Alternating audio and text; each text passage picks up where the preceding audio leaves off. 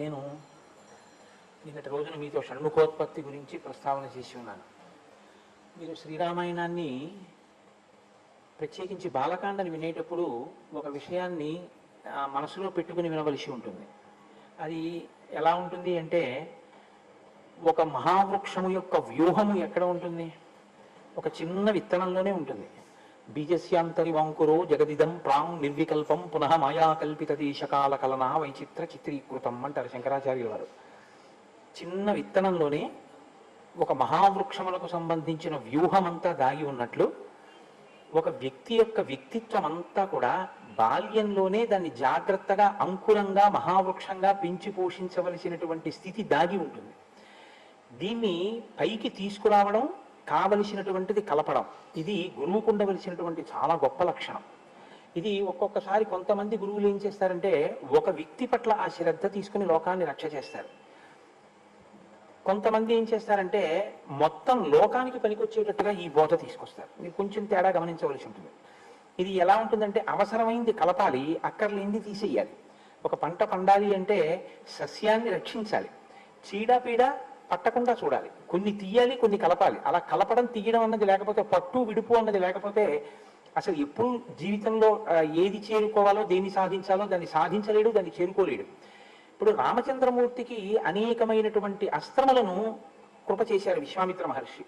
చాలా తేలిక అంటే ఆయన దగ్గర ఉన్నది ఇచ్చేసేయడం తేలిక. ఇప్పుడు ఇచ్చేసిన తర్వాత దీన్ని నువ్వు ఇలా ఉపయోగించవలసి ఉంటుంది సుమా, నువ్వు ఇలా లోకరక్షణ కొరకు పాటుపడాలి సుమా, ఇలా నువ్వు కోపడకూడదు, ఇలా వీటిని వాడేయకూడదు అని చెప్పారనుకోండి, అప్పటికి బాగుంటుంది, అలాగేనంటే. కానీ నిజంగా కోపం వచ్చేసినప్పుడు విశ్వామిత్ర మహర్షి మాటలు గుర్తు రావద్దు, చాలా కష్టం అలాగా.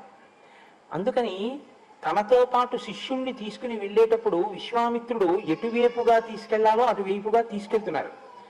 ఇప్పుడు రామచంద్రమూర్తి ప్రశ్న వేస్తున్నారు విశ్వామిత్రుడిని, ఆయన మాట్లాడుతున్నారు.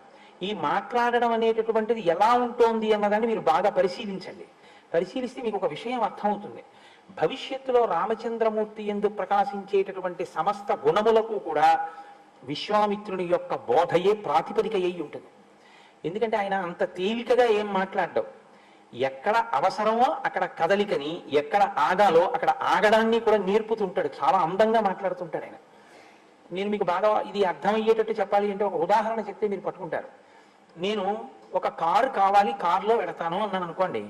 అప్పుడు కోటేశ్వరారు కాకినాడ వెళ్ళడానికి మీకు కారు ఏర్పాటు చేశాం, ఈ కారు కాకినాడ మీరు కావలసినంత వేగంతోనూ విడిపోతుంది అన్నారు అనుకోండి.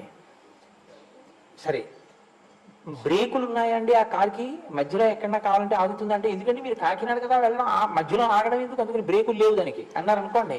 ఇప్పుడు ఆ కారు ఉపయోగం ఏమైనా ఉంటుందా? వేగము అన్నదానికి అర్థం ఏమిటంటే, ఎక్కడ ఆగాలో అక్కడ ఆగేటటువంటి లక్షణం కూడా ఉండాలి, లేకపోతే అందులో భద్రత లేదు. ఒక కారుకి యాక్సిలరేషన్ ఎంత అవసరమో, స్పీడ్ ఎంత అవసరమో, బ్రేక్ కూడా అంతే అవసరం. స్పీడ్ ఉండి బ్రేక్ లేకపోయినా, బ్రేక్ ఉండి స్పీడ్ లేకపోయినా అది కారు కాదు కదా.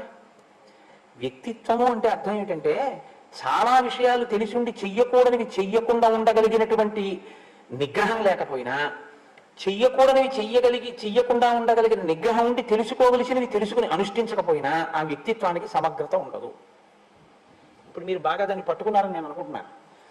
ఈ కోణంలో తయారు చేస్తున్నాడు రామచంద్రమూర్తిని విశ్వామిత్రుడు. ఏవి ఇవ్వాలో అవి ఇస్తున్నాడు. అస్త్ర సంపదని ఇచ్చేశాడు, ఏది దేశకాలముల యందు చెయ్యాలో నేర్పుతున్నాడు. ఇప్పుడు చెయ్యకూడనివేవో అవి బాగా జ్ఞాపకం ఉండిపోయేటట్టుగా చెప్తున్నాడు. దేని యందు బాగా మనసు కుదురుకోవాలో దాన్ని ఉదాహరణతో చూపిస్తున్నాడు. ఇది విశ్వామిత్ర మహర్షి యొక్క ప్రజ్ఞ, ఇదే గురువు యొక్క ప్రజ్ఞ అంటారు. మనకి సనాతన ధర్మంలో ప్రత్యేకించి ఈ బోధ అనేటటువంటి దానికి ఉన్నంత విలువ ఇంకా మిగిలిన దేనికి లేదండి. భారతీ తీర్థస్వామి వారు ఒకసారి అనుగ్రహ భాషణం చేస్తూ ఒక మాట అన్నారు, అసలు సేవలన్నింటిలోకి ఉత్తమమైన సేవ ఏది అంటే బోధ చేయుటయే. ఎందుకో తెలుసా అండి?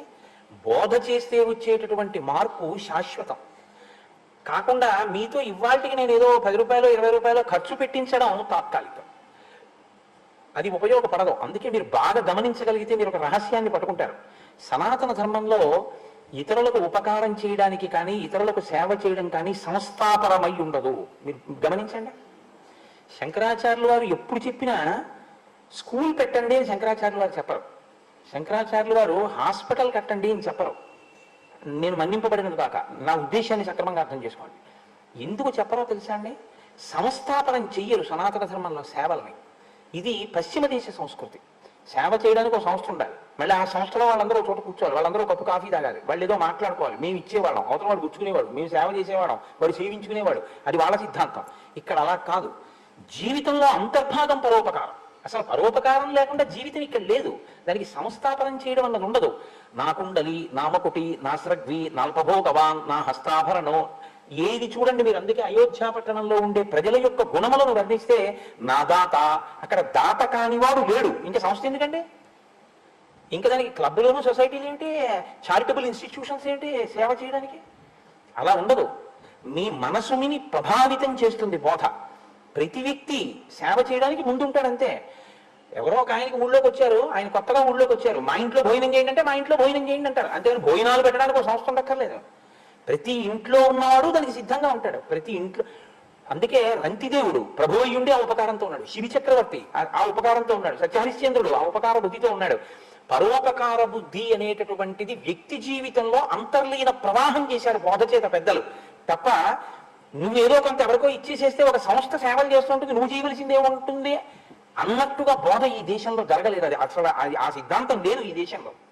ఈ దేశంలో సిద్ధాంతం మనసుని మార్చడానికి ఉపయోగించి ప్రతి వ్యక్తి ఒక సంస్థ అయిపోయాడు అంతే. వ్యక్తియే సంస్థ. సంస్థలు సేవ చేయడం, వ్యక్తులు దానికి ఏదో కూర్చుని నిర్ణయాలు చేయడం అన్నది ఈ దేశపు సంస్కృతి కాదు. మన దేశపు సంస్కృతి కానిదాన్ని ఇంకొక సంస్కృతి కబళించింది అనుకోండి, మూలాలు కదులుతాయి. మీరు ఎప్పుడు గమనించవలసి ఉంటుంది. అందుకే మూలం కదిలిపోయే పనిని ఎప్పుడూ చేయరాదు. శంకర భగవత్పాదులు అందుకే ఆ కోణంలోనే చేస్తారు బోధ. ఎప్పుడు చేసినా ఆయన అలాగే చెప్తారు.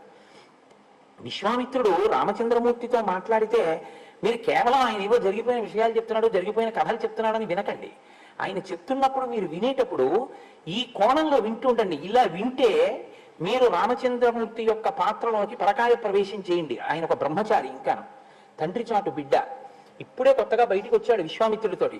విశ్వామిత్రుడు మాట్లాడేటటువంటి మాటల యొక్క ప్రభావం రామచంద్రమూర్తి జీవితం మీద ఉండి తీరుతుంది. ఎందుకో తెలుసా అండి? ఆయన ఒకటి నమ్మాడు జీవితంలో, మా నాన్నగారు చెప్పింది అంటే నాకు అది ఖచ్చితంగా ఉపయుక్తమే, ఇది నమ్మాడు. వాళ్ళ నాన్నగారు ఏం చెప్పారు? విశ్వామిత్రుడితో వెళ్ళి ఆయన ఏం చెప్తే చెయ్యన్నారు. ఇప్పుడు విశ్వామిత్రుడు ఏం చెప్తే చేస్తే, ఏం చెప్తే అది నమ్మితే ఆయన వ్యక్తిత్వం మలచబడుతోంది. మలచబడుతోంది అంటే విశ్వామిత్రుడు మాట్లాడేటటువంటి మాటలే, వాటి యొక్క సారాంశమే ప్రవర్తన యందు రాముడు. ఇప్పుడు రాముని యొక్క ప్రవర్తన గొప్పదైతే కీర్తి ఎవరిది? విశ్వామిత్ర మహర్షిది, వశిష్ఠ మహర్షిది. ఒక వ్యక్తి వృద్ధిలోకి వచ్చి 10 మందికి పనికొచ్చాడు, ఎవరిదా గౌరవం? గురువు గారిది. మీరు మొక్క చిన్నదై ఉన్నప్పుడు నీళ్లు పోస్తారు కానీ మహావృక్షం అయినప్పుడు దానికి నీళ్లు పోయరు. ఇంకా ప్రతి కొమ్మకి నీళ్లు పోయడం, దాని మొదట్లో నీళ్లు పోయడం ఏమి ఉండదు. తనంత తాను తట్టుకుంటుంది అంతే, కష్టాల్ని తట్టుకుని నిలబడుతుంది. ఇప్పుడు అది మహావృక్షం అయ్యేంత వరకు పోషిస్తాడు వ్యక్తి. అప్పుడు ఇంకా మేకొచ్చి తినేనివ్వండి, కోతొచ్చి కొమ్మ విరిచేయనివ్వండి, దొంగలు వచ్చి ఎక్కి కొమ్మలు కొట్టుకు పోనివ్వండి, తనని తాను మళ్ళీ వృద్ధిలోకి తెచ్చుకోవడాన్ని ఆ చెట్టు నేర్చేసుకుంటుంది అంతే. అంతేగా దానికి ఎవరు ఇంకా రక్షకులు ఉండరు. మహావృక్షం కింద మలిచాడు విశ్వామిత్ర మహర్షి. ఇది మీరు బాగా పట్టుకోగలిగితే మన కర్తవ్యం ఏమిటో కూడా మనకు బోధపడుతుంది. ఇందులో 2 భాగములు ఉంటాయి. రాముణ్ణి విశ్వామిత్రుడు తయారు చేశాడు, అయిపోలేదు. మీరేం తయారు చేస్తున్నారు, నేనేం తయారు చేస్తున్నాను? ఒక మాటకంత ప్రభావం ఉంటే విశ్వామిత్రుడు మాటతో రాముణ్ణి తయారు చేయగలిగితే మీరు మీ మాటతో కూడా ఏమైనా ఉపకారం చేస్తున్నారా లోకానికి? బోధ చేసేటప్పుడు ఒకరికి ఉపయుక్తమైనటువంటి మాట మీరు ఏదైనా మాట్లాడుతున్నారా? మీ మాట వల్ల ప్రభావితమై ఆయన జీవితంలో ఒక కొత్త కోణం ఏదైనా ఆవిష్కరింపబడుతుందా? ఒక చెడుని వదిలిపెట్టి ఒక మంచిని కలుపుకోగలుగుతున్నాడా? అలా మీరు ఏమైనా మాట్లాడగలుగుతున్నారా? మీ మాట దీనికి ఏమైనా పనికొస్తోందా సమాజంలో? ఇది అంతఃపరిశీలనం చేసుకోవడం, ఋషి రుణం తీర్చుకుని ఋషి పథంలో మనం ప్రయాణించడం. ఇది మీరు దృష్టిలో పెట్టుకున్నప్పుడు విశ్వామిత్రుడు చెప్పేటటువంటి ప్రతి మాట, విశ్వామిత్రుడు రాముడితో కలిసి కదిలిన ప్రతి కదలిక వెనక చాలా గొప్ప విషయాలు అనేక ఉంటాయి. ఎందుకంటే మీరు చూడండి, పునాది అన్నది బాగా లేదనుకోండి, మీరు ఎంత సౌధం కట్టినా ఇంకా అది నిలబడదు. అందులో ఉండడం కూడా కష్టం. ఎందుకంటే పునాది బాగులేదు, ఎప్పుడు పడిపోతుందో తెలియదు. పునాది బాగుంటే సౌధం బాగుంటుంది. రామాయణంలో రామచంద్రమూర్తి పాత్ర ఒక మహాసౌధం, అది యుగ యుగాలకి నీడనిచ్చే సౌధం. అటువంటి సౌధం నిర్మింపబడడానికి ఒక పునాది ఉంది. ఆ పునాది బాలకాండలో ఉంది. ఆ పునాది వేసిన వాళ్ళిద్దరు, ఒకరు వశిష్ఠుడు, ఒకరు విశ్వామిత్రుడు. వాళ్ళు వేసింది రాముడికి కాదు, రాముడిని అడ్డుపెట్టి నరజాతికి అంతటికీ వేశారు. అందుకే రామాయణం ఎంతకాలం కావలసి ఉంటుంది అంటే, నరత్వం కావాలి అన్నంత కాలము రామాయణం కావాలి. నువ్వు నీ బిడ్డలకి ఏం మాట్లాడాలో తెలుసుకోవాలంటే రామాయణం చదువుకోవాలి. నువ్వు సమాజంలో వాళ్ళతో మాట్లాడడం ఎలా మాట్లాడాలో తెలియాలంటే నీకు రామాయణం తెలిసి ఉండాలి. నువ్వు నీ గురువు గారిని ఎలా గౌరవించాలో తెలియాలంటే నీకు రామాయణం తెలియాలి.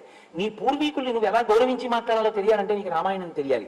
నీకు రామాయణం తెలియదు నాడు అసలు నీకు ఎవరి పట్ల గౌరవంతో ప్రవర్తించడం నీకు చేత కాదు. నీకేం తెలుస్తుందంటే ఎప్పుడు గుండెల మీద చెయ్యేసుకుని నా అంత వాడిని నేనని అహంకారంతో బ్రతకడం ఒక్కటే వస్తుంది. ఏదో చిన్న విభూతి దాన్ని అడ్డు పెట్టుకుని ఇంక ఇలా చూపించి ఎక్కడ లేని అహంకార ప్రకటన చెయ్యడానికి మాత్రమే పనికొస్తుంది. ఇన్ని ఉన్నా ఇమౌస్మముని శార్దూల కింకరౌ సముపస్థితౌ ఆజ్ఞాపయ యథేచ్ఛం వై శాసనం కరవామకిం అనగలగాలి అంటే సంస్కారం చాలా అవసరం. ఇది కేవలం చెప్పడం వల్ల వస్తుందా అంటే అనుమానాస్పదమే. వినేవాడి హృదయం కూడా ఆర్ద్రతతో ఉండాలి. ఉండనప్పుడు రాదు. మీరు చూడండి, నాది పొరపాటు జరిగింది, నన్ను మన్నించండి అని మీరు ఒక మాట అనాలంటే మీకు సంస్కారం లోపల ఉండాలి. మీరు బహు సంస్కారవంతులైతేనే ఆ మాట మీ నోటంటే వస్తుంది. లేకపోతే మీరు ఏం చేస్తారో తెలుసా, అదొక్కటి అనడానికి చాలా అడ్డు పెట్టుకుంటారు. అలా నేను అనాలా, ఓ కారణం చెప్తాం, దబాయిస్తారు. ఈయన వెళ్ళి ఇంకొక ఆయన్ని గుద్దాడు. ఏమయ్యా అలా గుద్దేశావు అన్నాడు ఆయన. మీరు చూసుకోలేరా అన్నాడు. ఆయన చూసుకోలేరా అంటే నాకు తప్పైపోయిందండి, నేను ఇలా రాకుండా ఉండవలసింది, నాది పొరపాటే, నన్ను మన్నించండి, అయిపోయింది. అలా అనలేరు. అలా అనలేని తనం రావణుడు, అనగలిగిన తనము రామచంద్రమూర్తి. మీరు ఎలా ఉంటారో మీ ఇష్టం, అంతే రామాయణం. రావణుడు ఎన్నడూ అంగీకరించాడు తన తప్పు. తన జీవితంలో ఈ తప్పు చేశాను నేను మన్నింపబడేదను గాక అని అనడు. మనుష్యుడొక్కడే ఆ మాట అనగలడు, నన్ను క్షమించండి అనగలడు. అది ఔదార్యం అండి, అది సంస్కారం. ఆ మాట అనడం ప్రాణం పోయిన అండ రావణాసురుడు ఆ మాట ఎప్పుడు దబాయించి మాట్లాడతాడు. స్వధర్మో రక్షసాంభీరు సంవధైవన సంచయ గమనం వా పరస్త్రీణాం హరణం సంప్రపంచమా ఇదంతే చారు సంజాతే యవ్వనం వ్యతివర్తతే యతతీతం పునర్నైతి శ్రోత శ్రీఘ్రమపామివా. అలా ఉంటాయి రావణాసురుడు మాట్లాడితే. రాముడు మాట్లాడితే అలా ఉండదు. అత్యంత వినయంతో తన వల్ల ఏదైనా అపచారం జరిగిపోయిందేమోనని, ఎక్కడైనా జరిగిందని తనకు అనిపించిందో వెంటనే చెప్తాడు. తను చేస్తానన్నది చెయ్యని అవతల వాళ్ళు అనుమానపడితే వాళ్ళ కర్మ అన్న రాముడు. రామో దిర్నాభిభాషతే, అమ్మా నాకు 2 మాటలు రావమ్మా అంటాడు. ఇది రాముడు. మీరు ఎలా ఉండాలనుకుంటున్నారు మీ ఇష్టం, మీరు ఎలా చెక్కబడాలనుకుంటున్నారు మీ ఇష్టం. కానీ రామాయణం మాత్రం మీకు 2 మార్గాల్ని చూపిస్తుంది. నువ్వు ఎలా వెళదాం అనుకుంటున్నావో నువ్వు వెళ్ళవచ్చు. ఈ మార్గం వెంట వెడితే నీ ఫలితం ఇలా ఉంటుంది, ఈ మార్గం వెంట వెడితే యుగాలు మారిపోవచ్చు, నీకు దేవాలయాలు ఉంటాయి, నీ పేరు చిరస్మరణీయమై ఉంటుంది. నువ్వు ఎలా ఉండాలనుకుంటున్నావో, నీ వాళ్ళని ఉద్ధరించాలనుకుంటున్నావో, తాము తరించిన వాళ్ళని కూడా కిందకి లాగేసి నరకంలోకి తీసుకెళ్లాలనుకుంటున్నావో నీ ఇష్టం. నీ చేష్టితముల చేత నువ్వు ఎలా అయినా ఉండొచ్చు. ఇది రామాయణం యొక్క తీర్పు. మీరు ఆ కోణంలో అలా చెక్కినటువంటి రామచంద్రమూర్తి యొక్క స్వరూపంలో విశ్వామిత్ర మహర్షి యొక్క వాగ్వైభవాన్ని మీరు అనుభవించండి. నేను మళ్ళీ ఎందుకు ఈ మాట చెప్తున్నానంటే, విశ్వామిత్ర మహర్షి యొక్క పాత్ర ఇంకా రేపటి వరకే కనపడుతుంది, ఇంకా తర్వాత శ్రీరామాయణంలో కనపడదు. నేను మళ్ళీ మీతో చెప్తున్నాను, ఎందుకో తెలుసా అండి, కష్టపడి వేసిన పునాది ఎప్పుడూ కనపడదు. పునాది భూమి లోపలే ఉంటుంది. మిగిలిన వాళ్ళందరూ ఏమంటారంటే బెడ్రూమ్ చాలా బాగా కట్టారండి, హాల్ బాగా కట్టారండి, ఇంటీరియర్ డెకరేషన్ చాలా బాగా చేశారండి అంటారు. కానీ అబ్బా ఇన్నంతస్తుల భవనం కట్టారంటే కింద పునాది ఎంత గట్టిగా నిర్మాణం చేశారండి అని ఎవరు అడగరు. ఎవ్వరూ అడగకపోయినా, ఎవ్వరూ ప్రశంసించకపోయినా, ఎవ్వరూ దాన్ని గుర్తించకపోయినా, ఇది గుర్తింపబడడానికి కారణం మాత్రం నేనే. ఈ తృప్తి, ఈ మాట వినపడుతుందో లేదో కూడా భూమిలో ఉన్న పునాదికి చాలు, నా మీద ఇది నిలబడి ఉంది, దీన్ని నేను నిలబెట్టగలిగితే నా జన్మ ధన్యమని ఆ పునాది అలాగే ఉంటుంది. శ్రీరామాయణంలో విశ్వామిత్రుడు వశిష్ఠుడు కూడా అంతే. ఈ దేశంలో గురువు గారిని పిలిపించుకున్నటువంటి వాళ్ళ పాత్ర ఎంత జాగ్రత్తగా ఉండాలో, మాట ప్రధానంగా ఎంత జాగ్రత్తగా ఉండాలో, ఎంతగా ప్రభావితం చేసేదై ఉంటుందో నేర్పింది మనకి శ్రీరామాయణం. కాబట్టి మీరు ఆ కోణంలో అవధరించెదరుగాక. రామచంద్రమూర్తితో మాట్లాడుతున్నాడు విశ్వామిత్రుడు. నిన్నటి రోజున షణ్ముఖోత్పత్తి చెప్పారు. రాముడు అన్నాడు, అసలు నిజంగా నాకు ఆ షణ్ముఖోత్పత్తి వింటుంటే, ఆ సుబ్రహ్మణ్య జననం వింటుంటే నాకు చాలా ఆశ్చర్యంగా ఉంది అన్నాడు. అలా అనడం వెనక ఎన్ని రహస్యాలు ఉన్నాయో, అతను దాంపత్య జీవితం గురించి రాముడిలో ఎంత అవగాహన ఏర్పడిందో, వ్యక్తిగత జీవితాలు ఎప్పుడు తుఫాన్లోకి వెళ్ళిపోతాయో, చిన్ని రాముడికి ఎన్ని విషయాలు అర్థమయ్యాయో మీరు గ్రహించవచ్చు. ఇప్పుడు అంటున్నాడు విశ్వామిత్రుడు, అయోధ్యాధిపతి శూర పూర్వమాసీన్ నరాధిప సకలో నామధర్మాత్మ ప్రజాకామ సచా ప్రజ వైదర్భిదుహితా రామ కేశినీ నామ నామత జ్యేష్ఠా సకల పత్నీ సా ధర్మిష్ఠా సత్యవాదిని అరిష్టనేమి దుహిత రూపేణ ప్రతిమా భువి ద్వితీయా సాగరస్యాసీత్ పత్ని సుమతి సంజ్ఞిత. ఆయన ఒక మాట చెప్తున్నాడు, రామ మీ వంశంలోని పూర్వం సగరుడు అనబడేటటువంటి ఒక చక్రవర్తి ఉండేవాడు. ఆయనకి 2 భార్యలు. దక్షిణ నాయకత్వం అంటారు. దక్షిణ నాయకత్వం అంటే బహుభార్యాత్వం, ఒకరికన్నా ఎక్కువ. అది మహారాజులకు అంగీకరింపబడింది. దశరథ మహారాజు గారికి 365 మంది భార్యల కన్నా ఉండేవారు అని. కాబట్టి అయోధ్యాధిపతి శూర, అయోధ్యాధిపతి అయినటువంటి మహాశూరుడైనటువంటి సగర చక్రవర్తికి 2 భార్యలు. ఆయన పరమధర్మాత్ముడు. రాజ్యాన్ని చాలా ప్రజల మనసు చూరగొనేటటువంటి రీతిలో పరిపాలన చేసినటువంటి వాడు. వైదర్భదుహితారామ కేశిని నామనామత. ఆయన విదర్భరాజు యొక్క కుమార్తె అయినటువంటి కేశిని ఆయన యొక్క పెద్ద భార్య. ఆవిడ జ్యేష్ఠా సకల పత్ని సా ధర్మిష్ఠా సత్యవాదిని. ఆమె చాలా ధర్మమును అనుష్ఠించేటటువంటి స్వభావము కలిగినది, సత్యమును మాట్లాడుతుంది. అరిష్టనే విదుహిత రూపేణ ప్రతిమా భువి ద్వితీయా సాగరస్యాసీత్ పత్ని సుమతి సంజ్ఞిత. అరిష్టనేమి అని మారుపేరు కలిగినటువంటి కశ్యప ప్రజాపతి యొక్క కూతురు అన్నారు వ్యాఖ్యాతలు చాలా చోట్ల. ఆ అరిష్టనేమి యొక్క కుమార్తె అయినటువంటి సుమతి అనబడేటటువంటి ఆమె గొప్ప లావణ్యవతి, సౌందర్యవతి. ఆమె సగర చక్రవర్తి యొక్క 2వ భార్య. 2 భార్యలతో సగర చక్రవర్తి చాలా సంతోషంగా కాలం గడుపుతున్నాడు. సంతానం లేదు. ఇక్ష్వాకు వంశంలో తరచుగా ఈ సమస్య మీకు కనపడుతూ ఉంటుంది. సంతానం ఉంటూ ఉండదు. దిలీపుడు అదే సమస్య, సగర చక్రవర్తి అదే సమస్య, దశరథ చక్రవర్తి అదే సమస్య. అందుకే భగీరథుడు దీనికి ఒక శాశ్వతమైన పరిష్కారాన్ని సాధించే ప్రయత్నం చేశాడు. అంటే వంశ చరిత్రని అర్థం చేసుకోవడం అన్నది ఎంత ముఖ్యమో మీరు తెలుసుకోవలసి ఉంటుంది. ఇవాళ మనకి ఏమైపోయిందంటే లోకంలో చదువు అంటే అది ఎక్కడి వరకు పరిమితం అయిపోయిందంటే కేవలం పుస్తకం చదువుకోవడం అంతే చదువు అంటే. తప్ప మీ తాతగారు ఎవరండి అని అడిగారు అనుకోండి తెలియదు, మీ గోత్రం ఏమిటండి అని అడిగారు అనుకోండి తెలియదు, మీ ఋషులు ఎవరండి అని అడిగారు అనుకోండి ఏమి తెలియదు, మీ మేనత్ ఎవరు వాడికి తెలియదు. ఎందుకంటే మనం అసలు పంపం అందులో ఎటువంటి సిస్టమ్ మనం ఇవాళ తయారు చేసేసుకున్నాం అంటే ఇది ఒక దారుణమైనటువంటి స్థితి. నాకు తరచుగా అదే జ్ఞాపకానికి వస్తుంటుంది. పౌల్ట్రీ ఫార్మ్స్ ఉంటాయి, ఈ కోళ్ళు పెంచేటటువంటివి. మీరు ఎప్పుడైనా చూశారో లేదో, నీకు అదే పని అనుకోకండి, చూసినది గుర్తొస్తుంటుంది అంతే. ఆ పౌల్ట్రీ ఫార్మ్స్ లో కోళ్ళని పెంచుతుంటారు. అవి ఎక్కువ స్వేచ్ఛగా తిరగడానికి చోటు ఉంచారు. కోడి పక్కన కోడి, కోడి పక్కన కోడి దగ్గరగా పెరుగుతాయి. ఎందుకంటే అవి కొంచెం ఎక్కువ కదిలితే వాటికి ఉన్నటువంటి శక్తి క్షయం అవుతుందని ఎక్కువ కదలడానికి అవకాశం ఇవ్వరు వాటికి.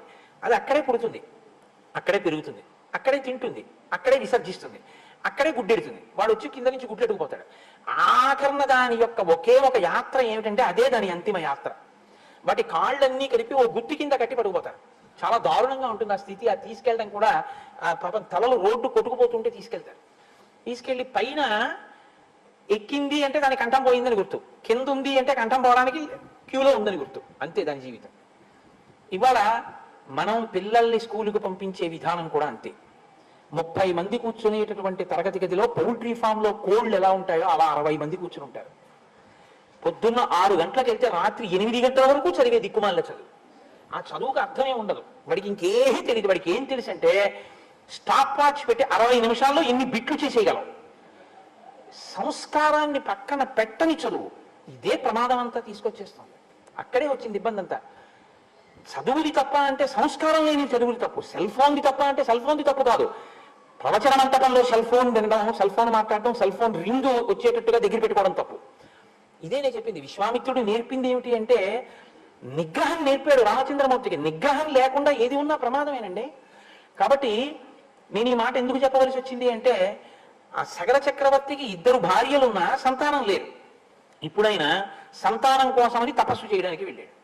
ఎక్కడికి వెళ్ళాడు? హిమవంతం సమాసాద్య భృగుప్రస్రవణీగిరౌ. భృగుప్రస్రవణము అనబడేటటువంటి ఒక పవిత్రమైనటువంటి ప్రదేశాన్ని చేరుకున్నాడు హిమవత్ పర్వతం మీద. ఎందుకంటే దేశము, కాలము, ప్రదేశము. దేశమే ప్రదేశము. దేశమునకు ఒక శక్తి ఉంటుంది. శృంగేరి పీఠం శృంగేరిలోనే ఎందుకు ఉండాలి? గుంటూరులో పెట్టకూడదా శంకరాచార్యులు అంటే? శృంగేరిలో ఆ శక్తి కనపడింది, తపో శక్తి. దేశమునకు ఆ శక్తి ఉంటుంది భూమండలమునకు. కాబట్టి ఇప్పుడు అక్కడికి వెళ్ళి ఆయన తపస్సు చేశాడు భార్యలతో కలిసి. ఎవరి గురించి? అదో గమ్మత్తు, భృగు మహర్షి గురించి తపస్సు చేశాడు. మహర్షి దర్శనానికి తపస్సు చేశాడు. అంటే మీరు ఇక్కడ ఒక విషయాన్ని గమనించవలసి ఉంటుంది.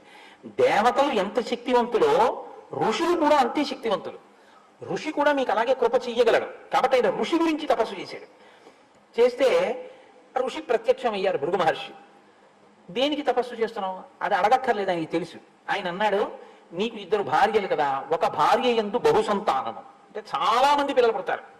ఒక భార్య యందు వంశకరుడు జన్మిస్తాడు. చాలా తథాస్తు. ఆయన విడిపోతున్నారు. కుతూహలం అని ఒకటి ఉంటుంది లోకంలో. కుతూహలం అన్నది ఎందులోంచి వస్తుందో తెలుసా అండి? మీ మనసు యొక్క స్థితిలోంచి వస్తుంది. వెంకటాచలంలో దర్శనం చేసుకుని మీరు బయటకు వస్తున్నారు అనుకోండి, ప్రసాదం ఇస్తూ ఉంటారు. ఇలా ఇలా ఇలా ఇలా చూస్తుంటాడు. ఇటు కౌంటరు అటు కౌంటరు, 2 దారులు ఉంటాయి. ఇటు నుంచి ఇస్తారు, అటు నుంచి ఇస్తారు. ఇటు అటు కూడా చూసి పెడతాడు.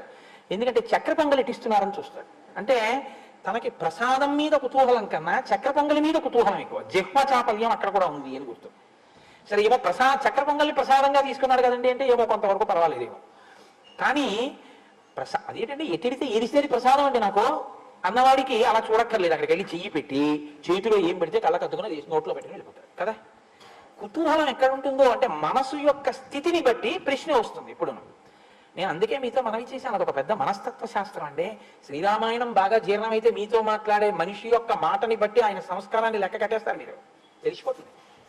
కాబట్టి ఇప్పుడు 2 భార్యలు అన్నారు, మాలో ఎవరికి వంశకరుడు ఎవరికి బహుపుత్రులు అంటే ఇద్దరికి ఏదో కోరిక ఉందిగా, ఇద్దరూ ఎక్కువ సంతానమే కావాలని కోరుకుంటే ఇబ్బంది, కానీ ఇద్దరికి ఏమో వేరు వేరు కోరికలు ఉన్నాయేమో అంటే భృగు మహర్షి అన్నారు, ఆ గొడవ ఎందుకు, మీకు ఎలా కావాలి అడగండి అన్నారు.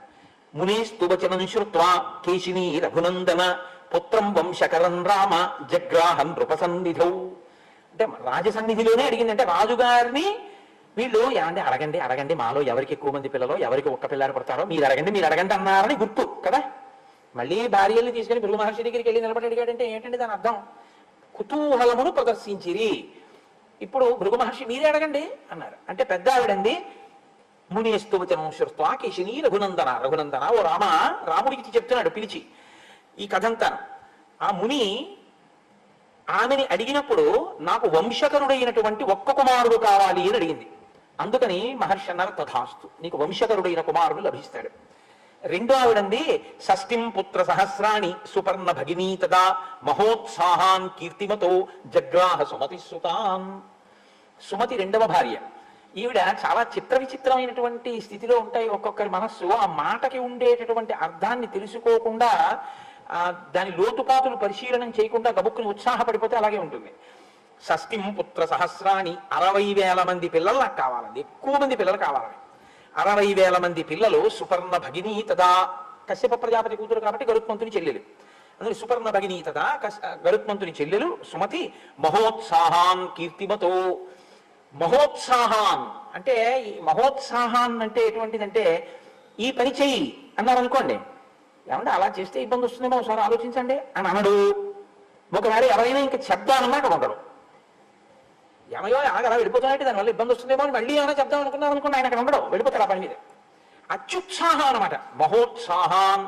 అంత ఉత్సాహం ఉన్నవాళ్ళు 60,000 మందిని. కీర్తిమతో, కానీ కీర్తిని గణిస్తారు, అంటే వాళ్ళ పేరు మీద అలా కీర్తి నిలబడిపోతుంది. అటువంటి వాళ్ళని నాకు కావాలి అని అడిగింది. లాస్ట్ ఆయనకి ఏముంది, మహానుభావుడు వాక్కు చేత ఇవ్వగలడు. ఇద్దరికి మీకు ఇలాగే నేను కటాక్షిస్తున్నాను, అలాగే మీకు సంతానం కలుగుతుంది అన్నారు. సరే, ఇద్దరు ఇంటికి వెళ్ళిపోయారు. వెళ్ళిపోయిన తరువాత సగర చక్రవర్తి భార్యలలో పెద్ద ఆవిడికి ఒక కుమారుడు కలిగాడు. ఆయనకి అసమంజసుడు అని పేరు పెట్టారు. రెండవ ఆమెకి ఒక పెద్ద పిండం ఒకటి పుట్టింది. ఆ పిండానికి తేనె పట్టుకు తేనెటీగలు ఎలా ఉంటాయో అలా 60,000 మంది చిన్న చిన్న చిన్న చిన్న పిల్లల యొక్క వ్యూహము దానికి అంటుకునుంది. దాదులు వీళ్ళని నీతి కుండల్లో పెట్టి పెంచి పెద్ద చేశారు. అంటే ప్రిమిచ్యూర్లు భక్త అన్నది రామాయణ కాలానికే ఉందిలా ఉంది. అందుకని 60,000 మందిని నీతి కుండల్లో పెట్టి పెంచి పెద్ద చేశారు. ఇప్పుడు ఈ 60,000 మంది పెద్దవాళ్ళు అయ్యారు. అసమంజసుడు పెద్దవాడయ్యాడు. అసమంజసుడు ఈ 60,000 మంది అన్నదమ్ములు కదండి అవుతారు, ఇద్దరు భార్యల బిడ్డలు కాబట్టి. బాగా జ్ఞాపకం పెట్టుకోండి, నేను ఎందుకు ఈ బంధుత్వం మీకు చెప్తున్నానంటే ఎదర చాలా అవసరం అవుతుంది ఇది. ఈ అసమంజసుడు ఒక పని చేస్తుండేవాడు. సరయూ నదిలో ఆడుకుందాం రండి పిలిచేవాడు పిల్లల్ని. వాళ్ళందరూ పిల్లలు కదా, సరే ఆడుకుందామని వెళ్ళేవారు.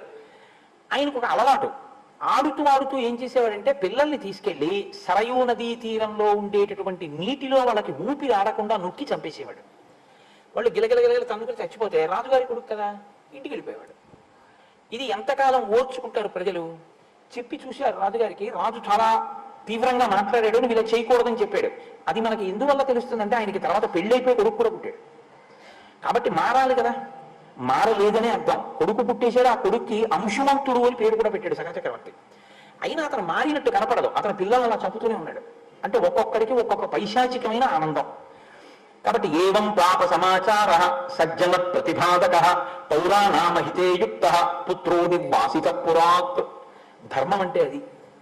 ధర్మం అంటే 10 మంది బిడ్డలు పోయి ఏడుస్తుంటే నా పిల్లాడు సంతోషిస్తున్నాడని ఊరుకోవడం కాదు. ధర్మం ధర్మమే. కాబట్టి రాజు అన్నాడు, సజ్జన ప్రతిబాధక, సజ్జనుల్ని బాధిస్తోంది నా కొడుకు ప్రవర్తన, కాబట్టి వీడి ఊళ్ళో ఉండడానికి వీల్లేదని రాజ్య బహిష్కారం విధించాడు. నువ్వు నా దగ్గర ఉండకుండా వెళ్ళిపో అన్నాడు. అసలు తండ్రికి కొడుకు కనపడకుండా దూరంగా వెళ్ళిపోతున్నాడు అంటేనే చాలా బెంగ. అటువంటిది తండ్రి తనంత తానుగా కొడుకుని రాజ్య బహిష్కారం విధించాలి అంటే చాలా కష్టం. అది రాజే తలుచుకుంటే దాన్ని ఎలాగైనా సరే తిమ్మిని బమ్మి చేసి తన కొడుకే ఒప్పు అని నిరూపించవచ్చు. కానీ అది ఇక్ష్వాకు వంశంలో ఉన్నటువంటి చక్రవర్తుల లక్షణం కాదు. ధర్మం కోసం అవసరమైతే తన కొడుకుని విడిచిపెట్టాడు రామ సగర చక్రవర్తి. జ్ఞాపకం పెట్టుకో. ఇప్పుడు ఏం చేస్తోంది ఇది రాముడి మీద గుర్తించండి. త్యాగం చెయ్యగలిగిన లక్షణాన్ని పెంచుతోంది. ఇదే నేను మీకు చెప్పింది. ధర్మం కోసం, ప్రజల కోసం అవసరమైతే కడుపున పుట్టినటువంటి కొడుకుని విడిచిపెట్టాడు మా వంశంలో ఉన్నటువంటి పెద్ద ఆయన.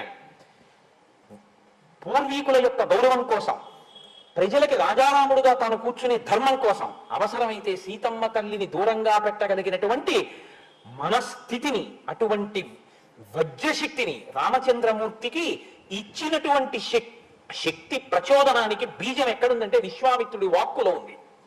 ధర్మం కోసం ఎలా నిలబడాలో నేర్పాడు మహానుభావుడు. అందుకు చెప్తాడు, ఎక్కడ ఏ కథ చెప్పాలో చెప్తాడు. ఎంత అందంగా మాట్లాడతాడో చూడండి. అనుష్టుప్లో మాట్లాడతాడు. పెద్ద ఏ విశేషమైన వర్ణన చేయడు, ఒక్క మాట. కానీ అది జారిపోయింది అనుకోండి, ఆ మాట అది పట్టుకోలేదు అనుకోండి, రాముడి వ్యక్తిత్వం దిద్దపడదు. గురువు నోటి వెంట వస్తున్నటువంటి మాట, ప్రతి మాటని పట్టుకోవడంలోనే అభ్యున్నతి ఉంటుంది. గురువు గారి పని ఏంది మాట్లాడమే పని అనుకుంటే శిష్యుడు ఉద్ధరణ పొందలేడు. ఏవం పాప సమాచార సజ్జన ప్రతిపాదక పౌరాణామహితేయుక్త పుత్రో నిర్వాసిత పురాత్.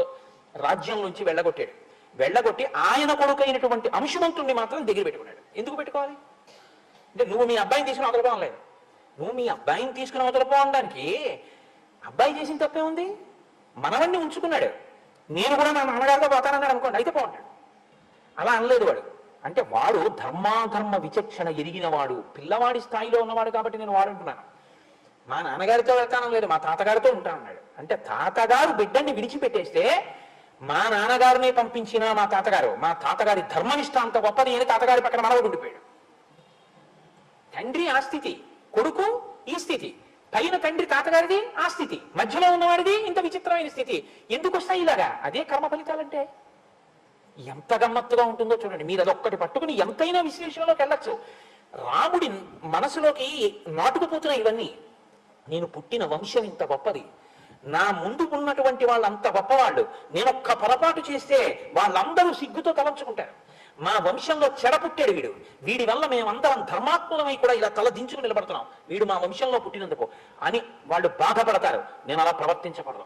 మా తాత మా తండ్రులు గౌరవింపబడాలి, నన్ను చూసి సంతోషించాలి, మా రాముడు ఇటువంటి వాడు అని వాళ్ళు సంతోషించాలి. అబ్బా, ఏమి అంశవంతుడు, ఏమి సగర చక్రవర్తి, ఏది చేస్తే ప్రభు రాజ్యంలోంచి పంపించేయచ్చు అంటే ఊరి క్షేమం కోసం అవసరమైతే తన కొడుకును వదిలేశాడు.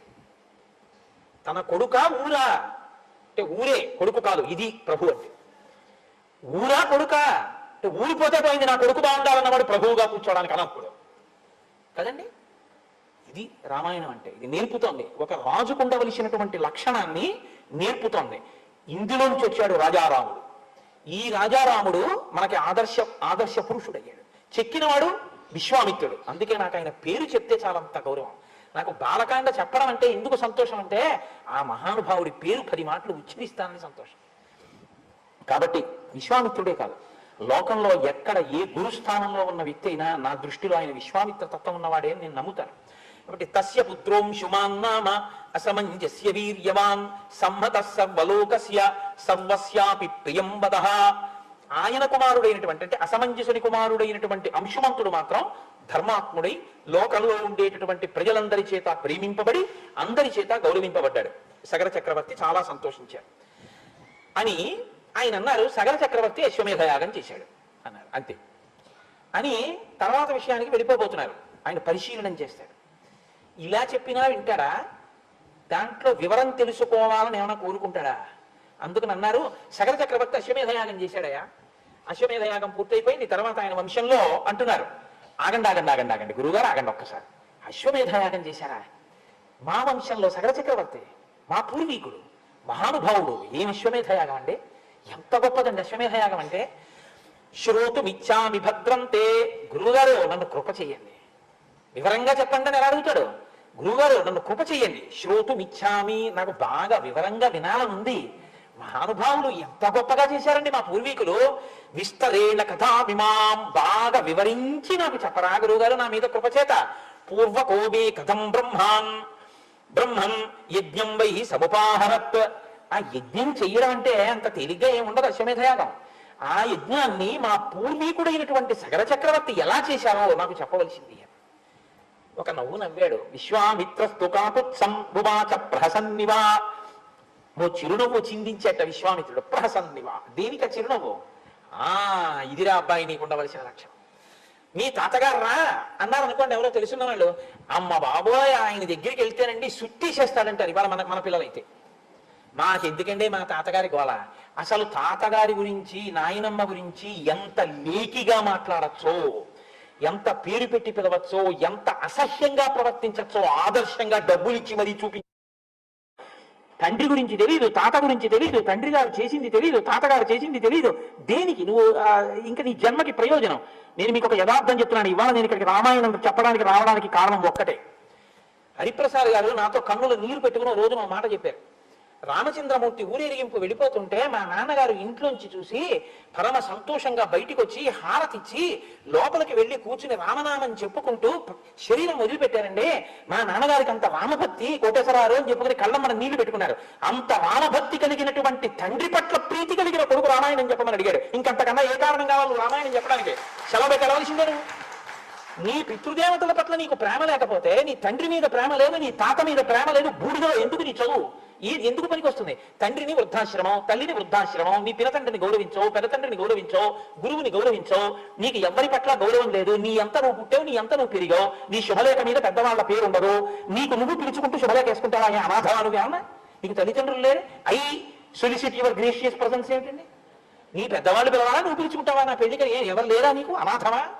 ఏమో దరిద్రం అంటే. ఇవాళ మనం వింత పోకడలకి పోయి మన సంస్కృతి కాని సంస్కృతిని నెత్తికెత్తుకుని పాడు చేస్తున్నది ఎవరైనా ఉంటే పెద్దవాళ్లే. నేను క్షమింపబడేదను కాక. రామాయణం పిల్లలకి తెలియకపోతే తప్ప పెద్దవాళ్ళదే. మీరు కొనలేదు రామాయణం, కోట్ల రూపాయలు ఖర్చు పెట్టేశారు. లేచిన దగ్గర నుంచి తిన్న యాపిల్ పళ్ళల్లో లక్షవంతు డబ్బు పెట్టి 6 కాండలు గోరఖ్పూర్ కొని ఇంట్లో పెట్టుంటే నీ కొడుకు ఎప్పుడో ఒకప్పుడు రామాయణం చదివి ఉండేవాడు. నీ ఇంట్లో ఇంటీరియర్ డెకరేషన్ కి అంత డబ్బు ఖర్చు పెట్టావు, నీ ఇంట్లో 6 కాండల రామాయణం లేదు. దేనికి నిన్ను మన్నించాలి? దేనికి గౌరవించాలి? ఈ రామాయణం అంత బరువైందా? 6 కాండల పుస్తకం కొని నీ ఇంట్లో పెట్టలేదు. 12 స్కందాల భాగవతం పోతన గారికి నీ ఇంట్లో లేదు. నీ ఇంటి పిల్లల సంస్కారవంతులు అవ్వాలని నువ్వు కోరుకోవడానికి నీకున్న నైతికమైన అర్హత ఏమిటి? లేదు. మనకి ఎక్కడ కోల్పోతున్నామంటే మన సంస్కారాన్ని మనం విడిచిపెడుతున్నాం. నా ఆర్తి చేత పలికిన వ్యగ్రతతో కూడిన మాటలు మన్నింపబడుగాక. కాబట్టి ఇప్పుడు 60,000 మంది ఒక భార్య పిల్లలు, రెండవ భార్య యొక్క పెద్ద భార్య యొక్క మనవడం, పెద్ద భార్య వైపు నుంచి వచ్చినటువంటి మనవడం. ఎందుకంటే అసమంజసుని యొక్క కొడుకైన అంశుమంతుడు, రెండవ భార్య యొక్క పుత్రులైన 60,000 మంది పిల్లలు. అంటే పిల్లలు 60,000 మంది ఉన్నారు. ఒక మనవడు ఉన్నాడు సగర చక్రవర్తి. ఈయన అశ్వమేధయాగాన్ని సంకల్పం చేశారు. సంకల్పం చేసి గుర్రాన్ని విడిచిపెట్టాడు. ఏమిటి ధైర్యం? 60,000 మంది కొడుకులే ఉన్నారు. ఈ భూమి 60,000 యోజనములట. 60,000 యోజనములు కాబట్టి యోజనానికి ఓ పిల్లాడు వెళ్ళినా గుర్రాన్ని ఎవడో ఎత్తుకుపోలేడు కదండి. కాబట్టి అశ్వమేధయాగం చేద్దాం అనుకున్నాడు. అనుకుని గుర్రాన్ని విడిచిపెట్టాడు. చిత్రం ఏం జరిగిందంటే, రాక్షసీం తనుమాస్థాయ యజ్ఞీయాశ్వమపాహరత్ క్రియమాణీ తుకాకుత్స తస్మిన్నశ్వే మహాత్మనః. దేవేంద్రుడు రాక్షస స్వరూపాన్ని మాయాస్వరూపంగా గ్రహించి ఆ గుర్రాన్ని ఎత్తుకుపోయాడు. ఎత్తుకుపోతే ఇప్పుడు ఆ గుర్రం కనపడలేదు. ఆ గుర్రానికి రక్షకులుగా వెళ్ళిన వాడు వెనక్కి వచ్చేసాడు. వెనక్కి వచ్చేసి సగర చక్రవర్తి యజ్ఞ దీక్షలో ఉన్నాడు. అటు ఇటు కదలకూడదు దీక్షలో ఉన్నప్పుడు. అందుకని యజ్ఞ దీక్షలో ఉన్నాడు. ఆయన దగ్గరికి వచ్చి చెప్పారు, గుర్రాన్ని ఎవరో ఎత్తుకుపోయారండి అన్నారు. ఇప్పుడు గుర్రం కనపడకపోతే, గుర్రం తిరిగి రాకపోతే యజమానికి క్రతువు చేయిస్తున్న వాళ్ళకి కూడా అది అరిష్టం. కాబట్టి ఎలాగైనా గుర్రం తిరిగి రావాలి సగర చక్రవర్తి, కాబట్టి నువ్వు జాగ్రత్త, నువ్వు వెళ్ళడానికి వీల్లేదు, యజ్ఞ దీక్షలో ఉన్నావు, కాబట్టి ఎవరినైనా పంపు అన్నాడు. ఆయన 60,000 మంది పిల్లల్ని పిలిచాడు. మహోత్సాహం కదండి వాళ్ళు, చెప్పలా విడిపోతారు అంతే ఇంకా పని మీద. ఏకైక యోజనం పుత్ర విస్తారం అధిగచ్చత యావత్ తురంగ సందర్శ తావత్ కనతమేదినీం అన్నాడు. అంటే చూడండి, మనం కోపం వచ్చేస్తే ఎందుకు కనపడదరా, వెతికేసేయండి అంతే శుభ్రంగా, ఎక్కడి అక్కడ వెతకండి అంటాను చూసారా, అలా ఎందుకు కనపడదు గుర్రం? 60,000 యోజనాల భూమిని మీ 60,000 మంది ఒక్కొక్కడు ఒక్కొక్క యోజనం తరపున భూమిని అంతటిని గోతులు పెట్టి తవ్వేసి వెతికేయండి, ఎక్కడ ఉంటుంది గుర్రం, కనపడి తీరుతుంది అన్నాడు. ఇది వెతకడం విషయంలో ఉపయోగించిన మాట వ్యగ్రత. అంటే గుర్రం పోయిందన్నటువంటి తాపత్రయంలో వాళ్ళు మహోత్సాహం, వాళ్ళు ఏం చేశారో తెలుసా అండి, యోజనాయామ విస్తారం ఏకైకో ధరణీతలం బిబుధు పురుష వ్యాఘ్ర వజ్రస్పర్శ సమైర్నకై. వజ్రాల లాంటి గోళ్లతో వాళ్ళు 60,000 యోజనముల భూమిని గోతులు కింద తవ్వేశారు. ఈ తవ్వేయడం ఎంత దూరం తవ్వేశారో తెలుసా అండి, 60,000 మంది కలిసి పెట్టినటువంటి గోతులకి ఆ గోళ్లతో తవ్వేస్తే పాతాళ లోకం దగ్గరికి వెళ్ళిపోయారు.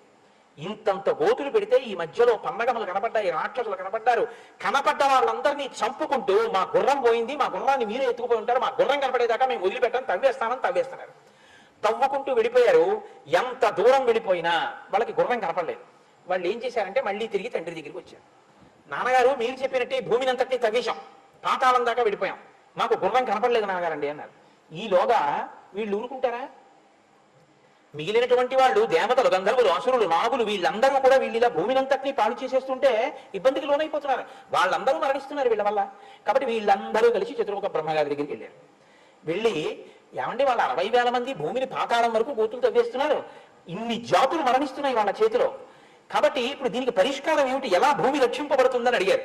అయితే బ్రహ్మగారు అన్నారు, మీరేం కంగారు పడకండి రా, ఇది ఇలా జరగాలని రాసి పెట్టుంది, దానికి ఒక కారణం ఉంది, మీకు నేను ఏదైనా చెప్తాను. భగవన్ పృథివీ సర్వ ఖన్యతే సగరాత్మజైః బహవశ్చ మహాత్మానో హన్యంతే తలవాసినః అయం యజ్ఞహరోస్మాకం అనేనాశ్వోపనీయతే ఇతి తే సర్వభూతాని నిఘ్నంతి సగరాత్మజాః. ఈ పృథివినంతటినీ గోతులు పెట్టి ఈ సగర చక్రవర్తి యొక్క బిడ్డలు ఇన్ని భూతములను చంపుతున్నారు, దీనికి ఏమిటి పరిష్కారం అంటే, యస్యేయం వసుధాకృత్స్న వాసుదేవస్య ధీమతః కాపిలం రూపమాస్థాయ ధారయత్యనిశం ధరాం తస్య కోపాగ్నినా దగ్ధ భవిష్యంతి నృపాత్మజాః. ఈ మాటలన్నీ చాలా జాగ్రత్తగా జ్ఞాపకం పెట్టుకోవలసినటువంటి మాటలు. ఆయన అన్నాడు, బ్రహ్మగారు ఏమి పెద్ద కంగారు పడిపోలేదు, ఒరే నాయన ఈ భూమి వాసుదేవుడిదిరా. రామాయణంలో ఈ ఒక్క మాట అర్థమైతే మీరు దేనికి అహంకరించవలసిన అవసరం. ఈశ్వరుడు నాకు ఒక సెంటు భూమి ఇవ్వలేదనుకోండి, ఒరే నీకు భూమి ఎందుకురా, నీకు ఇంకోలా బతికే అవకాశం నేను ఇస్తాను, హాయిగా అలా బతుకు అన్నాడు ఈశ్వరుడు. కాబట్టి ఆయనది అది ఇవ్వకుండా ఇంకోటి ఇచ్చి బతకమన్నాడని సంతోషిస్తారు కదండి. మీకు 10,000 ఎకరాల భూమి ఉంది, మీది కాదుగా, వాసుదేవుడిది, మరి మీకెందుకు ఇచ్చాడు?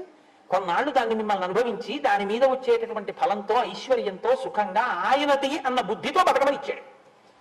నాది అన్నారనుకోండి సగరుల్లాగే ఉంటుంది, ఆయనది నాకు ఇచ్చాడు అన్నారనుకోండి ప్రసాదం, అంతే తేడా. కాబట్టి వాసుదేవుడిది వీళ్ళదిగా తవ్వేస్తున్నారు రే. కాబట్టి ఇప్పుడు ఆయన ఏం చేస్తాడు, ఆయనే చంపేస్తాడు వాళ్ళని. మీరేం బెంగెట్టుకోకండి, మీరు వెళ్ళిపోండి. ప్రస్తుతం కపిల రూపంలో ఉన్నాడు విష్ణు భగవానుడు, ఆయన చేతిలో చచ్చిపోతారు వాళ్ళు. అలా నిర్ణయింపబడిపోయింది రా, మీరు వెళ్ళిపోతే ఏం పర్వాలేదు అన్నాడు ఆయన. నాకు ఒక విషయం జ్ఞాపకానికి వస్తాం. రామకృష్ణ పరమహంస దగ్గరికి వెళ్ళి ఒక శిష్యుడు అడిగట, ఈశ్వరుడు ఎప్పుడైనా పకపక అవుతాడా అండి అని అడిగారు. అడిగితే రామకృష్ణ పరమహంస అన్నారు, అసలు ఈశ్వరుడు చేసేదే ఆ పని, ఎప్పుడూ పకపక అవుతూనే ఉంటాడన్నారు. అయ్యో ఎందుకంటే అలా పకపక ఎప్పుడు నవ్వుతుండడం అని అడిగారు. అడిగితే టేపు పట్టుకుని భూమిని కొలతలు వేసుకుని నాదిని రిజిస్ట్రేషన్ చేయించుకున్న వాళ్ళు చాలా మంది నా దగ్గరికి వచ్చేసారు, మళ్ళీ ఇవాళ ఎంతమంది బయలుదేరి కొలత వేసుకుంటున్నారు నవ్వుతుంటాడు రా ఈశ్వరుడు అన్నారు. నిజం కదండి, పేరెంట్ డీడ్ ఎంతమందికి మారిందో, ఎవడిది ఆఖరికి ఇది ఈశ్వరుడిది. ఏమి పిచ్చి, నాదరి పిచ్చి, ఆ పిచ్చితోటి పాడు చేసుకోవాలి. కాబట్టి యస్యేయం వసుధాకృత్స్న వాసుదేవస్య ధీమతః కాపిలం రూపమాస్థాయ ధారయత్యనిశం దరాం తస్య కోపాగ్నినా దగ్ధ భవిష్యంతి నృపాత్మజాః. భవిష్యత్తులో ఆయన కోపానికి వీళ్ళు భస్మరాశి అయిపోతారు. సరే, ఈలోగా వాళ్ళు మళ్ళీ తండ్రి దగ్గరికి వెళ్ళాడు. తండ్రి అన్నాడు, ఎందుకు వెనక్కి వచ్చారు మీరు? గుర్రం కనపడేంత వరకు అలా తవ్వుకుంటూ వెళ్ళిపోండి అంతే, భూమిని ఎక్కడ అక్కడ ఉంటుంది, అలా తవ్వుతూ వెళ్ళండి, ఎక్కడ దాచినా మీకు దొరుకుతుందని. మళ్ళీ వెళ్ళారు 60,000 మంది. ఇప్పుడు ఎంత దూరం వరకు వెళ్ళిపోయిందో తెలుసా అండి? వాళ్ళు గొయ్యి పెట్టి తవ్వుకుంటూ వెళ్ళిపోవడం. వాళ్ళు అలా వెళ్ళిపోగా తూర్పు దిక్కున తవ్వుకుంటూ కిందకి వెళ్ళిపోతే వాళ్ళకి దిశా గజం విరూపాక్షం ధారయంతం మహీతలం సపర్వత వనాంకృత్స్నాం పృథివీం రఘునందన శిరసాధారయామాస విరూపాక్షో మహాగజ యదా పర్వాణి కాకుత్స విశ్రమాబ్ధం మహాగజ ఖేదాచ్ఛాలయతే శీర్షం భూమికంపస్తదా భవేత్. అప్పుడు వాళ్ళు తూర్పు దిక్కుగా కిందకి వెడితే వాళ్ళకి అక్కడికి వెడితే విరూపాక్షం అనేటటువంటి ఒక పెద్ద ఏనుగు ఒకటి కనపడింది. అది మోస్తోంది భూమిని తన కుంభస్థలం మీద. అది ఈశ్వరుడు యొక్క నిర్ణయం. ఇదంతా మన ప్రజ్ఞ అంటాం మనం. ఆయన పెట్టాడు అక్కడ దిగ్గజాలని. ఆ గజం మోస్తోంది, ఆ విరూపాక్షం అన్నది తూర్పు దిక్కున భూమిని అది బరువు మోస్తోంది. దానికిట అప్పుడప్పుడు తలకాయ నొప్పి పెడుతుంది. కుంభస్థలం నొప్పి పెడితే అది కొంచెం నొప్పి తగ్గడం కోసమని ఇలా అంటుంది. ఇలా అన్నప్పుడు భూమి కంపిస్తూ ఉంటుంది. రామా, విశ్వామిత్రుడు చెప్తున్నాడు రామచంద్రమూర్తితో, భూమి కంపించడానికి కారణం అదిగో అది. ఆ ఏనుగుకి తల నొప్పి పెడితే ఒకసారి తల కదుపుతుంది. అది తల కదిపిందో భూమి కంపిస్తుంది. ఇక్కడ మీరు ఒక విషయాన్ని కొంచెం జాగ్రత్తగా గమనించాలి. ఏనుగండి అసలు ఎప్పుడూ తల కదపకుండా ఉండదు. ఏనుగు ఏం చేస్తుందో తెలుసా అంటే, ఇంక అసలు కదులుతూ వెళ్ళడానికో కదలడానికో ఇంకా అవకాశం లేదనుకోండి. దానికి అలా అవకాశం లేనిది ఒక్కసారే ఉంటుంది. ఎప్పుడో తెలుసా, మావటివాడు ఏం చేస్తాడంటే అంకుశాన్ని దాని 2 కాళ్ళ ముందు ఇలా పెడతాడు అడ్డంగా. మీరు ఎప్పుడైనా గమనించండి, క్షేత్రాలకు వెళ్ళినప్పుడు కర్ర ఇలా పెట్టి తను కూర్చుంటాడు ఆ పక్కన. ఏనుగు వంక చూడండి, ఇంకా అలా పక్కన కూర్చుంటాడు. మావటివాడు అంకుశం కాని ముందు పెడితే ఏనుగు ఇంకా తన శరీరాన్ని కదిపి దాన్ని దాటి వెళ్ళదిగా, మళ్ళీ అంకుశం తీసే వరకు వెళ్ళదు. అంత పెద్ద ప్రాణి అయినా దానికి ఉన్న క్రమశిక్షణ అది అలా లొంగిపోతుంది అంతే, అది వెళ్ళదిగా. కాబట్టి అది ఏం చేస్తుందంటే అది కదలకుండా ఉండలేదు. అందుకని తొండాన్ని ఇలా ఊపుతుంది, ఇలా ఊపుతుంది. మీరు ఎప్పుడైనా చూడండి, తలకాయ ఇలా ఇలా ఊపుతూ ఉంటుంది. ఎందుకంటే ఇలా వెళ్ళడానికి దానికి అవకాశం లేదు, కర్ర అడ్డుంది. కర్ర ఏంటంటే చెట్లు కూడా వస్తుంది, వెళ్ళదా అంటే గౌరవం అంతే. ఏనుగు లొంగిపోతుంది మావటి కర్రకి, మనం మాత్రం మన మనసుని లొంగదీయలేం. ఇది మన బలహీనత. అది ఆ ప్రాణి క్రమశిక్షణ అంతే. కాబట్టి అంత కదిలే స్వభావం ఉన్న ఏనుగు కదలకుండా మోస్తుంది భూమిని, ఈశ్వర శాసనం. అది అప్పుడప్పుడు ఇంకా తలకాయ ఖేద పడితే కదుపుతుంది, భూమి కంపిస్తుంది. రామా తంతే ప్రదక్షిణం కృత్వా దిశాపాలం మహాగజం మానయంతో హితే రామ జగ్ముర్భిత్స్వావసాతలం. వాళ్ళు ఆ ఏనుగుకి ప్రదక్షిణం చేసి పాతాళలోకంలోకి వెళ్ళిపోయారు. 60,000 మంది తూర్పు దిక్కుకే వెళ్ళరుగా, అందరూ తలో దిక్కుకి వెళ్తారు. కొంతమంది దక్షిణ దిక్కును తవ్వారు. దక్షిణ దిక్కున తవ్వి కిందకెడితే దక్షిణ దిక్కున ఇంకో ఏనుగు మోస్తోంది. మహాపద్మం మహాత్మానం సుమహత్ పర్వతోపమం శిరసాధారయం తంతే విస్మయం జగ్మురుత్తమం. మహాపద్మము అని పేరు కలిగినటువంటి ఏనుగు దక్షిణ దిక్కున మోస్తోంది. ఆ ఏనుగు యొక్క పరిస్థితి కూడా అంతే. అంటే ఇంత పెద్ద భూమి కుంగిపోకుండా ఉండాలంటే అన్ని వైపులా మొయ్యాలి, 4 దిక్కుల. వాళ్ళు ఆ ఏనుగుని కూడా చూశారు, దానికి ప్రదక్షిణం చేశారు, కిందకి వెళ్ళిపోయారు పాతాళలోకంలోకి. ఇంకొంతమంది పశ్చిమ దిక్కుని తవ్వారు. అంటే మీకు చెప్పేటప్పుడు విశ్వామిత్రుడు ఎలా చెప్తున్నాడంటే ప్రదక్షిణ పురస్సరంగా చెప్తున్నాడు. ఇది ఆయన అంతర్ముఖత్వం. ఆయనకి ఎంత జ్ఞానం ఉందో చూడండి. ప్రదక్షిణ పురస్సరంగా ఏ విషయాన్నైనా ఆలోచించడం, ప్రదక్షిణ పురస్సరంగా కదలడం గౌరవానికి గుర్తు. విరాట పర్వంలో అర్జునుడు యుద్ధానికి వచ్చాడు. ద్రోణాచార్యుల వారు ఎదురుగుండా నించున్నారు. నించుంటే ఉత్తర కుమారుడు సారథ్యం చేస్తున్నాడు. అర్జునుడు ప్రత్యేకం చెప్పాడు, ఎదురుగుండా ఉన్నవారు ఎవరో తెలుసా? మా గురువు గారు. ఆయన పెట్టిన భిక్ష నాకు ఈ విద్య. ఎవరి రథానికైనా ఎదురుగుండా నా రథాన్ని పెట్టు, ఒక్క ఆయన రథానికి ఎదురుగుండా నా రథాన్ని పెట్టద్దు. ఎందుకో తెలుసా? నేను ఆయన్ని యుద్ధానికి పిలిచినట్టు అవుతుంది.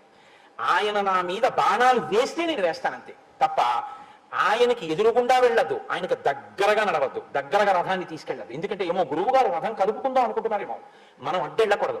అందుకని గురువు గారికి రథానికి దూరంగా వెళ్ళని, ప్రదక్షిణ పురస్సరంగా వెళ్ళని, అప్రదక్షిణంగా మాత్రం కదలకు. ప్రదక్షిణంగా కదులు. ప్రదక్షిణంగా కదిలితే గౌరవాన్ని ఆవిష్కరించినట్టు. మీరు ఏ క్రతువు చేస్తున్నారో, ఏ పని చేస్తున్నారో దాని యందు మీరు విపరీతమైనటువంటి పవిత్రతని ఆవిష్కరించడం ఏమిటంటే మీరు మార్గాన్ని నిర్ణయించుకోవాలి, ఎటు వెడదాం అనుకుంటున్నారు అన్నది. అది ఎవరి పట్ల కృతజ్ఞతతో, ఎవరి పట్ల గౌరవంగా వెళుతున్నారో దానికి ప్రదక్షిణంగా వెళ్ళాలి. అందుకే గురువు గారికి ప్రదక్షిణ పురస్సరంగా తిరగాలి. ఎప్పుడు తల్లిదండ్రులకి ప్రదక్షిణ పురస్సరంగా తిరగాలి. అంతేగాని ఎలా పడితే అలా పక్క నుంచి వెళ్ళిపోకూడదు, అమర్యాద. ఎంత అందంగా మాట్లాడతాడో చూడండి విశ్వామిత్రుడు. చెప్పేటప్పుడు పశ్చిమాన్ని ఉన్న ఏనుగులు ముందు చెప్పచ్చు, చెప్పడం. తూర్పు చెప్పాడు, దక్షిణం చెప్పారు, పశ్చిమం చెప్తున్నారు. అంటే ఆయన చెప్పేటప్పుడు కూడా ప్రదక్షిణ పురస్సరంగానే తిరుగుతోంది ఆయన బుద్ధి. అంటే ఆయన బుద్ధి ఇప్పుడు భూప్రదక్షిణం చేస్తుంది. అంటే ఆ ప్రదక్షిణ పురస్సరంగా ఆలోచించడం, ప్రదక్షిణ పురస్సరంగా తిరగడం, ఇవన్నీ కూడా లోపల మంగళప్రదమైన ఆలోచనలతో కూడిన సంస్కార బుద్ధి ఉన్నవాళ్ళు తప్ప వేరొకరు చేయలేరు తప్ప. అందుకే ఆ కదలికకి అంత ప్రాధాన్యత ఉందండి, అది సంస్కారాన్ని ఆవిష్కరిస్తుంది. కాబట్టి దిశాగజం సౌమనసం దదృశుస్తే మహాబలాహ. సౌమనసం అనేటటువంటి ఏనుగు పశ్చిమ దిక్కున ఆ భూమండలాన్ని అంతటినీ మోస్తోంది. సరే, పశ్చిమ దిక్కు అయిన తర్వాత ఉత్తరం. ఉత్తర దిక్కున వెళ్ళేటటువంటి వాళ్ళు ఆ కిందకి దవ్వారు. భద్రం భద్రే నవపుషా ధారయంతం మహీమిమాం. ఉత్తర దిక్కున భద్ర అనేటటువంటి ఏనుగు ఆ భూమండలాన్ని అంతటినీ మోస్తోంది. వాళ్ళు నాలుగు వైపులా చూసిన తర్వాత ఈశాన్య దిక్కు వైపుకి తవ్వుకుంటూ పాతాళ లోకంలోకి కొంతమంది వెళ్ళారు. తేతు సర్వే మహాత్మానో భీమవేగా మహాబలాహ. భీమవేగం కలిగిన వాళ్ళు, మహోత్సాహం కదా వాళ్ళందరూ. దదుష కపిలం తత్ర వాసుదేవం సనాతనం. సనాతనుడైనటువంటి వాసుదేవుడు కపిల రూపంలో అక్కడ కూర్చున్నారు. ఈశాన్య దిక్కున పాతాళ లోకంలో ఆయన ఒక ఆశ్రమంలో కూర్చుని తపస్సు చేసుకుంటున్నారు కపిల రూపంలో. కపిల గీత అని చెప్పాడు భగవద్గీతలో, భాగవతంలో మహానుభావుడు ఎంత గొప్పగా ఉంటుందో. కాబట్టి ఇప్పుడు వాళ్ళు ఆయన్ని చూశారు. ఇంద్రుడు ఏం చేశాడంటే ఎత్తుకుపోయిన గుర్రాన్ని అక్కడ పెట్టిపోయాడు. ఇప్పుడు వీళ్ళందరూ దాన్ని చూడగానే హయం చతస్య దేవస్య చరంతం అవిదూరత ప్రహర్షమతులం ప్రాప్త సర్వాతే రఘునందన తేతం హయహరం జ్ఞాత్వా క్రోధ పర్యాకులేక్షణా ఖనిత్రలాంగలధరా నానావృక్షశిలాధరా. వాళ్ళు ఆ గుర్రాన్ని చూశారు, కపిల మహర్షిని చూశారు. వెంటనే వాళ్ళకి క్రోధం వచ్చేసింది. ఇదే మహోత్సాహం. యుక్త విచక్షణ లేదు. వినదగునెవ్వరు చెప్పిన వినినంతన వేగపడక వివరింపదగున్ కనికల్ల నిజము తెలిసిన మనుజుడకు నీతిపరుడు మహిళో సుమతి. వీళ్ళు కపిల మహర్షిని చూశారు, గుర్రాన్ని చూశారు. సంతోషం వచ్చేసింది, ఎందుకని గుర్రం కనబడింది. చాలా క్రోధం వచ్చేసింది, ఎందుకని వీనే ఎత్తుకుపోయాడు. ఎంత కష్టపడ్డాను రా మనం, భూమినంతా తమే ఇంతసేపు యాగమాగిపోయింది, మన గుర్రాన్ని ఎత్తుకొచ్చి ఇక్కడ కట్టుకుంటాడా. అంతే, నాగళ్ళు, గుణపాలు, తవ్వుతున్న పారలు, చెట్లు, కొమ్మలు అన్ని పట్టుకొని పట్టండి, కొట్టండి, చంపండి అంటూ కపిల మహర్షి మీదకు పరిగెత్తారు.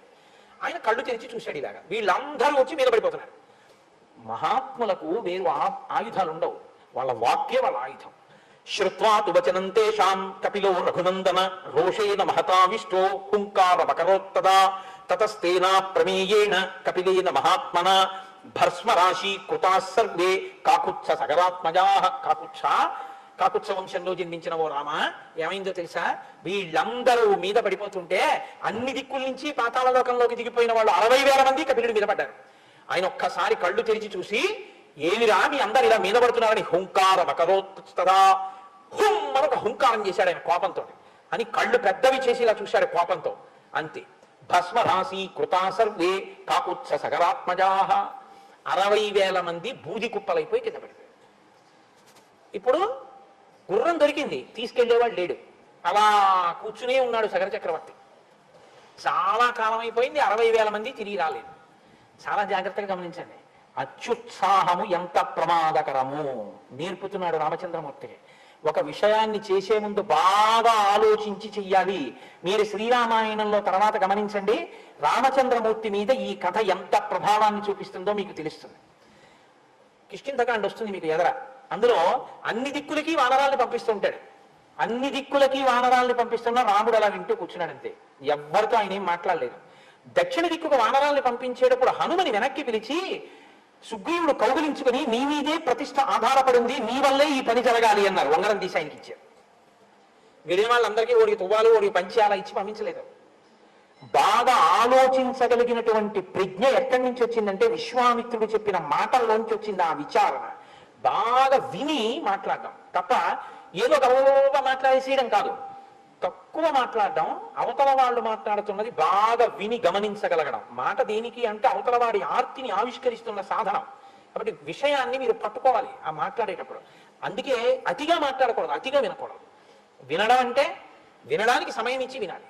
ఆ వినేటప్పుడు శ్రద్ధతో వినాలి. విని మీరు ఆ పనికి సాయం చేయాలి. అలా ఉండాలి. మీకు రాముడి జీవితం అంతా అంతే. ఇదే మనకి ఇవ్వాల లోపం. అతిగా మాట్లాడడం, అతిగా వినడం, రెండింటి వల్ల మాట్లాడడంలోనూ శౌచం ఉండదు, వినడంలోనూ శౌచం ఉండదు. కాబట్టి విన్నది గుర్తుండదు, తిరిగి ఉపకారం చేయడు.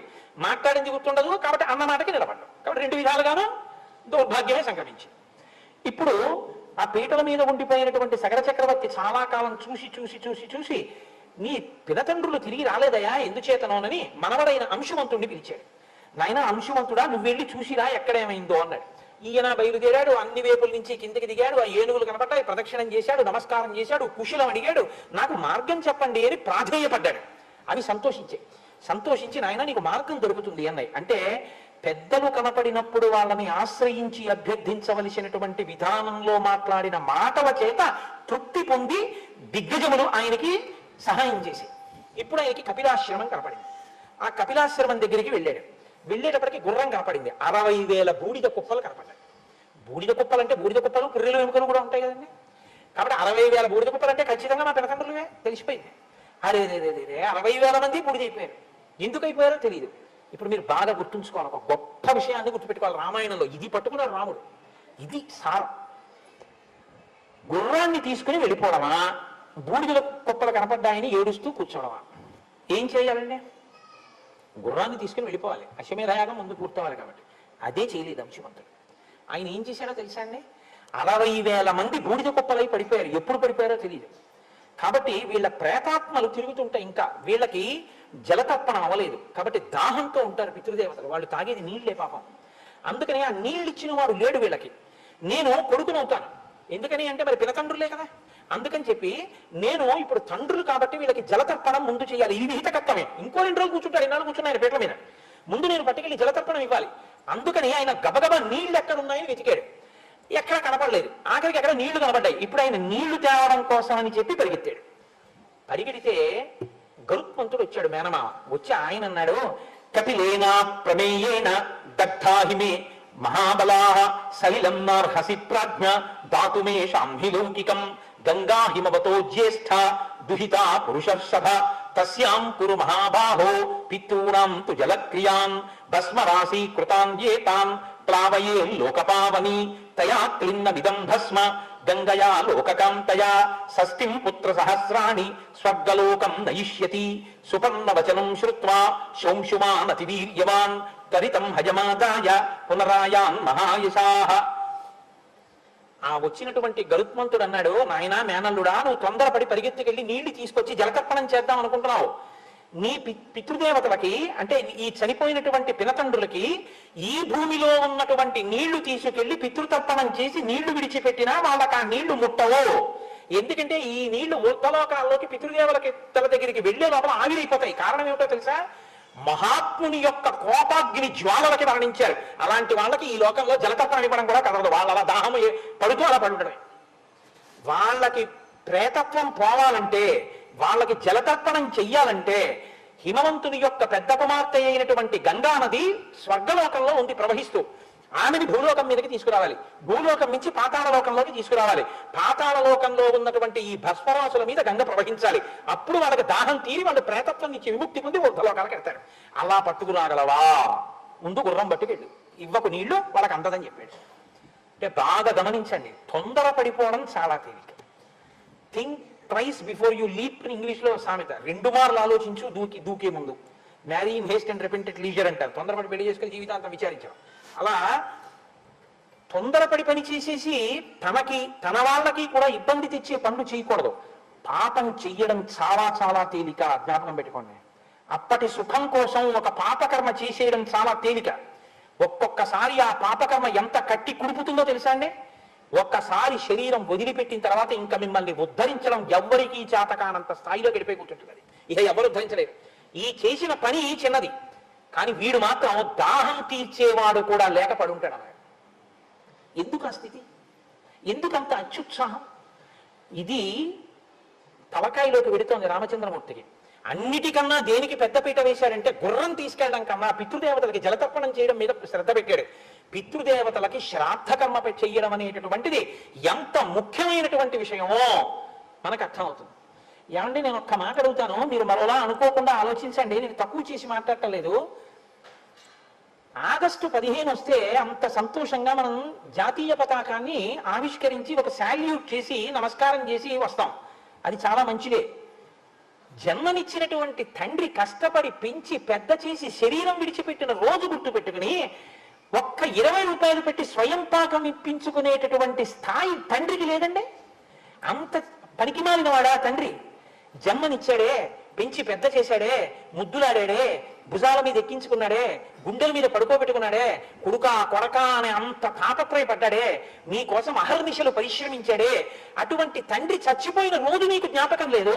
ఆ రోజున 10 నిమిషాలు నువ్వేం చెయ్యొద్దు, బియ్యం ఓ బెల్లం గడ్డ ఒక్క 11 రూపాయలు నాన్నగారి పేరు చెప్పి ఇవ్వడానికి ఖాళీ నీకు లేకపోతే ఏం చెప్పాలి ఆ సంస్కారాన్ని? ఇంకా ఆ పాటి చెయ్యలేదండి తండ్రి. కానీ అది అన్నిటికన్నా గొప్పదంటున్నాడు విశ్వామిత్రుడు. గుర్రాన్ని తీసుకెళ్ళలేదా అశ్వమేధయాగం పూర్తవడానికి? పితృదేవతలకి జలతర్పణం చేయడానికి పరిగెత్తాడు తెలుసా మీ వంశంలో ఉన్నవాడు? ఈ మాట చెప్పాడండి, ఇలా చెప్పాడని చెప్పినట్టు చెప్పలేదు. పరిగెత్తాడయా అని చెప్పాడంతే. సుపర్ణుడు అడ్డుపడ్డాడయా అని కూడా చెప్పాడు. అంటే ఏమయ్యో, తొందరపడి తప్పు చేసేయడం తేలిక, కానీ ఇందులో ఎప్పుడూ ఉండిపోవుగా. ఇందులోంచి వెళ్ళాక నిన్ను ఏమీ ఉద్ధరించలేవు, ఈ భూమి మీద ఉన్నవేమీ ఉద్ధరించవు. కాబట్టి ఈ కొడుకు మాత్రం ఏం చేస్తాడు, ఈ భూమి మీద ఉన్నవిటే చెయ్యాలి. ఈ భూమి మీద ఉన్నవేవి నిన్ను ఉద్ధరించలేని స్థితికి నువ్వు వెళ్ళి ఇందులోంచి విడిపోయిన తర్వాత దాహం అని అక్కడ పడి కొట్టుకుంటుంటే ఉద్ధరించడం అంటే ఎంత కష్టం అవుతుందో చూడండి. ఏకకాలమునందు శ్రీరామాయణంలో విశ్వామిత్ర మహర్షి రామచంద్రమూర్తిని ఎన్ని రకాలుగా దిద్దేస్తున్నారో చూడండి. మీరు కనపడుతోంది అలా దిద్దుతున్నట్టు ఏమన్నా? కానీ వింటున్నటువంటి రాముడి యొక్క మేధస్సులోకి వెడుతున్న ఈ విషయాలు. ఓ, పితృకార్యం అంటే ఇలా ఉంటుంది, ఇంత శ్రద్ధతో చెయ్యాలి. తండ్రి గారి శ్రాద్ధం అంటే, తల్లి గారి శ్రాద్ధం అంటే అంత గౌరవంగా అంత మర్యాదతో పెట్టవలసినటువంటి రోజు. చూశావా మా పితృదేవుడు, మా పెద్దవాళ్ళు ఎలా బతికారో, చూశావా తొందరపడితే ఎంత ఇబ్బందులు వచ్చాయో తెలుసుకుంటున్నాడు పిల్లాడు. ఏది నేర్పాలో ఆ సంస్కారం నేర్పుతున్నాడు, ఏది ఇవ్వాలో అది నిన్న ఇచ్చేశాడు. నిన్నను యాక్సిలేటర్ బిగించాడు, ఇవాళ బ్రేకులు బిగిస్తున్నాడు. ఇప్పుడు ఆ కాలు లోకానికి ఉపయుక్తం అవుతోంది. ఇదే నేను మీకు మనవి చేసింది ఉపోద్ఘాతంలో. కాబట్టి ఇప్పుడు సుపర్ణవచనం శ్రుత్వా శౌషుమాన్ అతివీర్యవాన్ త్వరితం హయమాదాయ పునరాయాన్ మహాయశాః. ఆయన గరుత్మంతుడి మాటలు విన్నాడు. ఓ, మా పితృదేవతలకి జలతర్పణం చేయడం కుదరదు, కాబట్టి ఇప్పుడు ఆ గుర్రాన్ని తీసుకుని వెళ్ళిపోయి సగర చక్రవర్తితో చెప్పాడు. ఏమయ్యా, చెయ్యడం కుదరదు తాత, ఎందుచేతనంటే మా పినతండ్రులు ఇటువంటి వ్యగ్రతతో కూడిన మహర్షి తేజస్సు చేత మరణించారు, అందుకని నేనేం చెయ్యలేకపోయాను, జలతర్పణ చెయ్యలేదు, వద్దన్నాడు గరుత్మంతుడు. ఇదిగో గుర్రాన్ని తీసుకొచ్చాను, అశ్వమేధం పూర్తయిపోయింది. సగర చక్రవర్తి బతికున్నంత కాలం బాధపడుతూనే ఉన్నాడు. అయ్యయ్యో, ఎలాగరా, కొడుకులు 60,000 మంది చచ్చిపోయారు, వాళ్ళకి జలతర్పణ లేదు, ఎలా వాళ్ళని ఉద్ధరించడం, గంగను ఎలా తీసుకురావడం? కొన్ని వేల సంవత్సరములు పరిపాలించినంత కాలం దిగులుతోనే పరిపాలించాడు. ఎందుకు పట్టింది ఆ దిగులు? పాపం ఆయన తప్పు కాదు, వాళ్ళ అత్యుత్సాహం. ఇప్పుడు ఆయన బాధపడి కొంతకాలానికి కాలధర్మం గతే రామ. ఎంత బాగా మాట్లాడతాడండి, చచ్చిపోయాడండో, కాలధర్మం చెందాడు అన్న. మా నాన్నగారి శరీరం పడిపోయిందండి అండం ఒక ఎత్తు, మా నాన్నగారు చచ్చిపోయారండి అండం ఒక ఎత్తు. చాలా గౌరవం ఉంటే మీరు అన్ని ఒక్కలా ఆయన కులాసాగా ఉన్నారండి అని అడగడం ఒక ఎత్తు. ఏమంటే నేను ఆ ఊళ్ళో ఉండేటప్పటికే వారికి 90 సంవత్సరాలు, వారు ఇప్పుడు కులాసాగా ఉన్నారా అని అడగడం ఒక ఎత్తు. నేను ఆ ఊళ్ళో ఉండేటప్పటికే ఆయనకి 90 ఏళ్ళు, ఆయన ఇంకా బతికున్నారా అని అడగడం ఇంకో ఎత్తు కదండి. మాటల చేత దేవతలు మన్నన చేసి వరంబులిత్తురు. మీ మాట మీ సంస్కారాన్ని ఆవిష్కరిస్తుంది. కాబట్టి కాలధర్మం గతే రామ సగరే ప్రకృతి జనాహ. కాలధర్మం చెందాడయా, కాలంలో అందరూ ఏ ధర్మాన్ని చెందుతారో పంచభూతాల్లో సగర చక్రవర్తి కూడా అలా కలిసిపోయాడు. తర్వాత ఆయన కుమారుడైనటువంటి దిలీపుడు రాజ్యానికి వచ్చాడు. అంత ఖ్యాతి గణించినటువంటి దిలీపుడు కొన్ని వేల సంవత్సరములు ఈ భూమండలాన్ని పరిపాలించాడు. పరిపాలించినంత కాలం ఇదే బెంగ.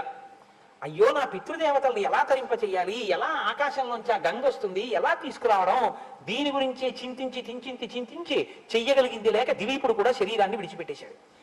దిలీపుడు శరీరం పడిపోయిన తర్వాత ఆయన కుమారుడు భగీరథుడు రాజయ్యాడు. భగీరథుడు రాజైన తర్వాత భగీరథుడు కొన్ని సంవత్సరములు పరిపాలన చేసిన తర్వాత మంత్రులు చెప్పారు, మీ ముందు వాళ్ళు పరిపాలన చేసినప్పుడు ఈ బెంగతోనే ఉన్నారు, ఇప్పటికీ నీ వంశంలో కొంతమంది పితృదేవతలు ప్రేతత్వం నుంచి విడుదల పొందలేదు, అలాగే ఉన్నారు దాహంతో. మీ వంశంలో వాళ్ళు ఎవరు చేయలేకపోయారు ఈ పని. ఆయన విన్నాడు, తప్పకుండా ఈ పని నేను చేస్తానన్నాడు. మీరు ఒకటి బాగా గుర్తుపెట్టుకోండి, తండ్రి అంటేనే మర్యాద లేనివాడు ఎక్కడో ముత్తాతల మీద గౌరవంతో ఏదైనా చేస్తాడా? వాడు చేసేది ఏమి ఉండదు. ఇప్పుడు రాజ్యానికి వచ్చిన వాడు హాయిగా రాజ్య సుఖాలు అనుభవించాలా, వాళ్ళ కర్మ అండి, అప్పుడు ఏదో వాళ్ళు అలా అక్కర్లేని పనులు అన్నీ చేశారు, పోయారు, ఫోన్లు ఎదురు ఊసింది, ఇప్పుడు మనం పరిపాలన చేసుకుందాం ధర్మంగా అనొచ్చు. త్యాగం అంటే ఇది. తన కొరకు తాను బతకడం కాదు, తను ఎందులో పుట్టాడో ఆ వంశంలో వాళ్ళని ఉద్ధరించడం గొప్ప అనుకున్నాడు. రాజ్యాన్ని వదిలిపెట్టి అరణ్యానికి వెళ్ళిపెట్టి తపస్సుకి. రామ, ఆ భగీరథుడు మీ వంశంలో వాడు, రాముడు చెప్తున్నాడు విశ్వామిత్రుడు. వింటున్నాడు రామచంద్రమూర్తి. ఓ, తన వంశకర్తల్ని ఉద్ధరించడం కోసం రాజ్యాన్ని విడిచిపెట్టి తపస్సు చేశారు మా వాళ్ళు. ఇదే రామచంద్రమూర్తి. భరతుడికి రాజ్యం కావాలంటే తీసేసుకోమని, నేను ఇటు నుంచి అరణ్యాలకు వెళ్ళిపోతానన్నాడు. మీకు శ్రీరామాయణంలో తర్వాత రామచంద్రమూర్తి యొక్క సత్యధర్మ నిష్టంతో వశిష్ఠ విశ్వామిత్రులు మాట్లాడిన మాటల్లోంచి వచ్చినదే. గురువు అంటే అది, గురువు వాక్ అంటే అలా ఉంటుంది, వినేవాడు ఉంటే. కాబట్టి ఇప్పుడు ఆయన గోకర్ణ క్షేత్రాన్ని చేరాడు. నేను తీర్థయాత్రకు వెళ్ళినప్పుడు ఈ గోకర్ణ క్షేత్రం గురించి బస్సులో క్విజ్ పెట్టుకుంటూ వెళ్ళాం కూడా, రామాయణము గోకర్ణ క్షేత్రము అని. ఆ గోకర్ణ క్షేత్రం చాలా గొప్పగా ఉంటుంది. శృంగేరి వెళ్ళేటటువంటి వాళ్ళకి ఆ గోకర్ణం, ఆ తర్వాత ఉడిపి, మూకాంబిక, ధర్మస్థలి, కుక్షి సుబ్రహ్మణ్యం, కుక్కి అంటుంటారు, కుక్షి సుబ్రహ్మణ్యం, శృంగగిరి, ఇవన్నీ ఒక చోటికి వచ్చేటటువంటి ప్రదేశాలు. అవి అక్కడికి వెళ్ళి గోకర్ణ క్షేత్రానికి వెళ్ళి తపస్సు చేశాడు. ఎటువంటి తపస్సుట? ఊర్ధ్వబాహు పంచతప మాసాహారో జితేంద్రియ తస్య వర్ష సహస్రాణి ఘోరే తపసి తిష్ఠిత. ఎవరో చేసినటువంటి పొరపాటు వంశంలో. ఈయన ఎంత కష్టపడుతున్నాడో చూడండి. ఊర్ధ్వబాహు, 2 చేతులు పైకెత్తాడు. పంచతప, 4 వైపులా గ్రీష్మ ఋతువులు అగ్నిహోత్రాన్ని పెట్టుకుని కన్నులు ముయ్యకుండా సూర్యుడి వంక అలా చూస్తూ ఉన్నాడు. దీన్ని పంచాగ్నిహోత్ర తపస్సు అంటారు. పంచతప మాసాహారో, నెలకి ఒక్కరోజే ఆహారం తిన్నాడు. జితేంద్రియ, ఇంద్రియములను గెలిచి నిలబడ్డాడు. తస్య వర్ష సహస్రాణి, 1000 ఏళ్ల తపస్సు చేశాడు. ఘోరే తపసి తిష్ఠిత, ఘోరమైన తపస్సులో బ్రహ్మగారి గురించి అలా నిలబడ్డాడు. ఇప్పుడు చతుర్ముఖ బ్రహ్మగారు ప్రీతి చెందారు. అబ్బా, ఎంత ఘోరమైన తపస్సు చేస్తున్నాడు రా. ఆయన దిగొచ్చారు. భగీరథ మహాభాగ ప్రీతస్తేహం జనీశ్వర తపసాచ సుతప్తేన వరం వరయసువ్రత. నాయన, నీకేం కావాలి? నీ తపస్సు చేత ప్రీతి చెందాను, నీకేం కావాలో కోరుకో, ఇస్తానన్నారు. ఆయన అన్నారు, గంగాయాః సలిలక్లిన్నే భస్మన్యేషాం మహాత్మనాం స్వర్గం గచ్చేయురత్యంతం సర్వే మే ప్రపితామహాః దేయాచ సంతతిర్దేవ నావసీదేత్ కులంచనః ఇక్ష్వాకూణాం కులే దేవ ఏషమేస్తు వరపరః. మా ప్రపితామహులైనటువంటి వారు, పితృ పితామహ ప్రపితామహ, ప్రపితామహులైనటువంటి వాళ్ళంటే ముత్తాతలు దాహం కూడా తీరకుండా, ప్రేతత్వం విడవడానికి వీలు లేకుండా పడున్నారు. కపిల మహర్షి యొక్క ఆగ్రహ జ్వాలలకు భస్మరాశులై వాళ్ళ నుంచి గంగ ప్రవహించాలి. అందుకని స్వర్గలోకం నుంచి గంగని విడిచిపెట్టండి, ఇది నా మొదటి వరం. 2, ఏమి ప్రారంభమో తెలియదు కానీ మా ఇక్ష్వాకు వంశంలో ఎప్పుడూ సంతానం కోసం ఇబ్బందులు పడుతున్నారు. మా ఇక్ష్వాకు వంశం సంతానానికి ఇబ్బంది పడకుండా మా వంశము ఎప్పుడూ సంతోషంగా పుత్రపౌత్రాభివృద్ధిగా ఉండేటట్టుగా అనుగ్రహించవలసింది. అంటే చతుర్ముఖ బ్రహ్మగారు చూసి అన్నారు, తప్పకుండా ఇందులో ఒక వరం నేను నీకు ఇచ్చేస్తున్నాను.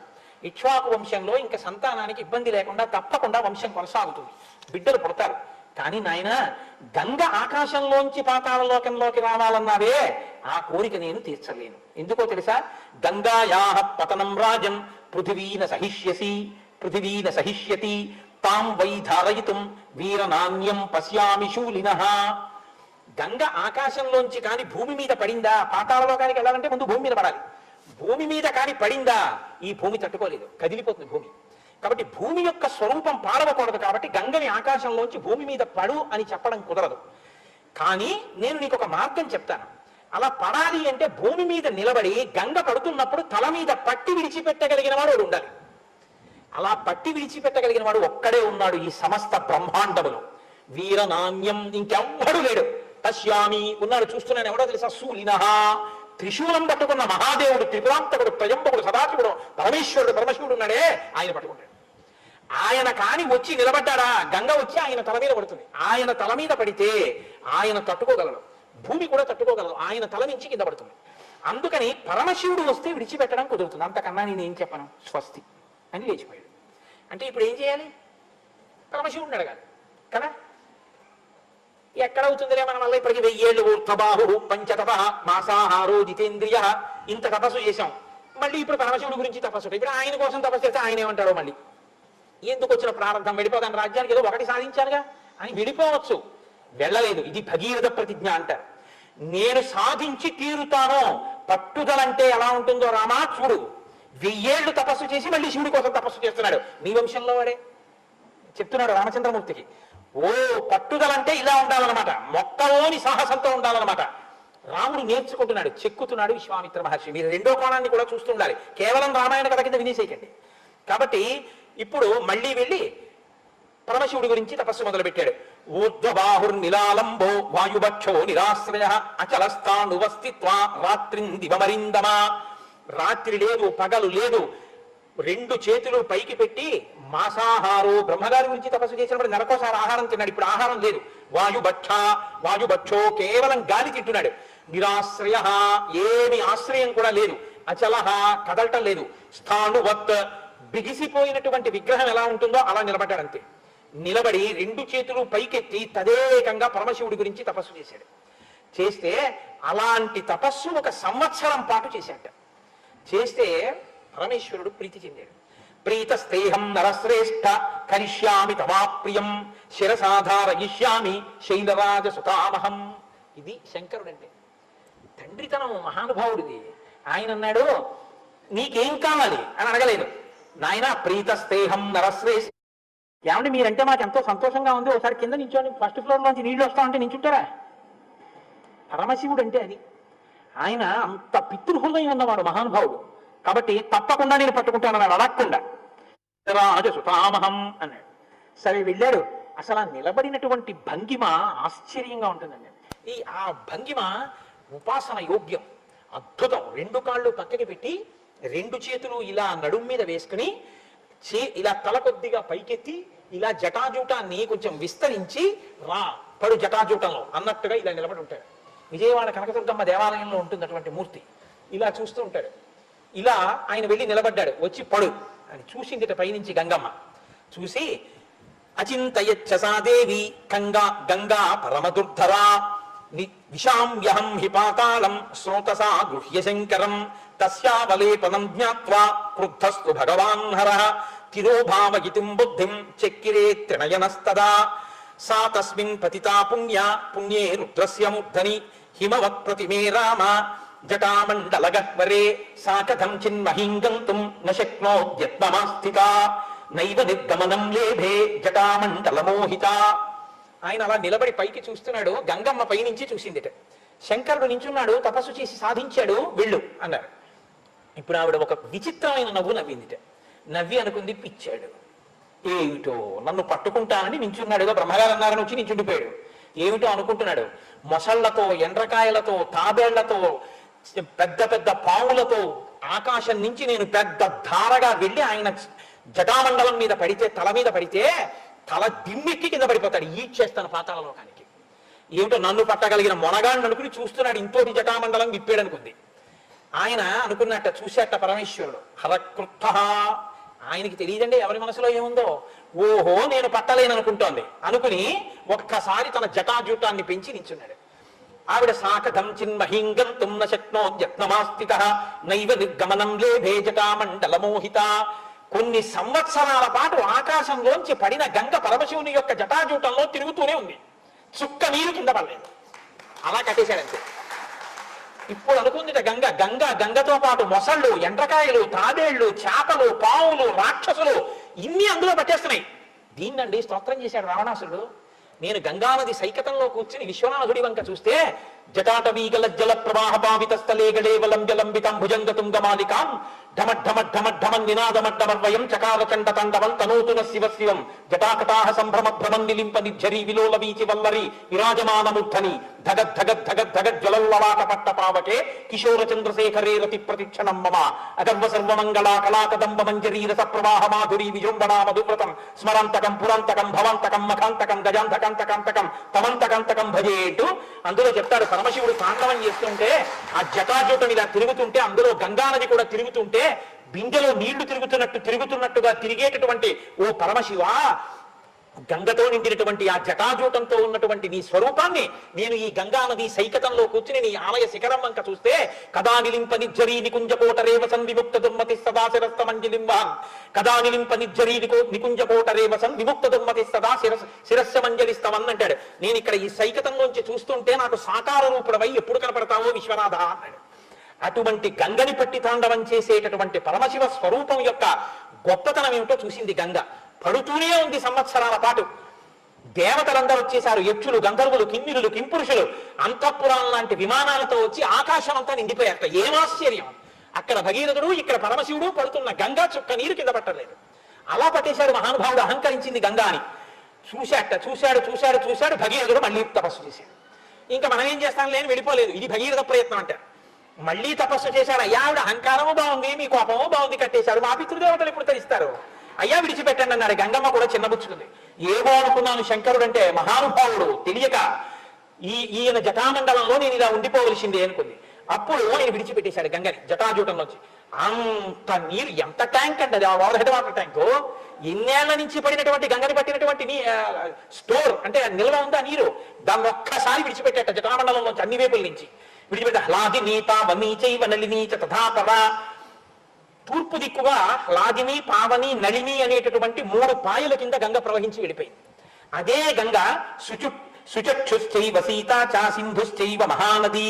పశ్చిమ దిక్కుకి సుచక్షువు, సీత, సింధువు, మహానది సింధువు అనేటటువంటి పేర్లతో పశ్చిమ దిక్కుకు పడి అటువైపుకి ప్రవహించింది.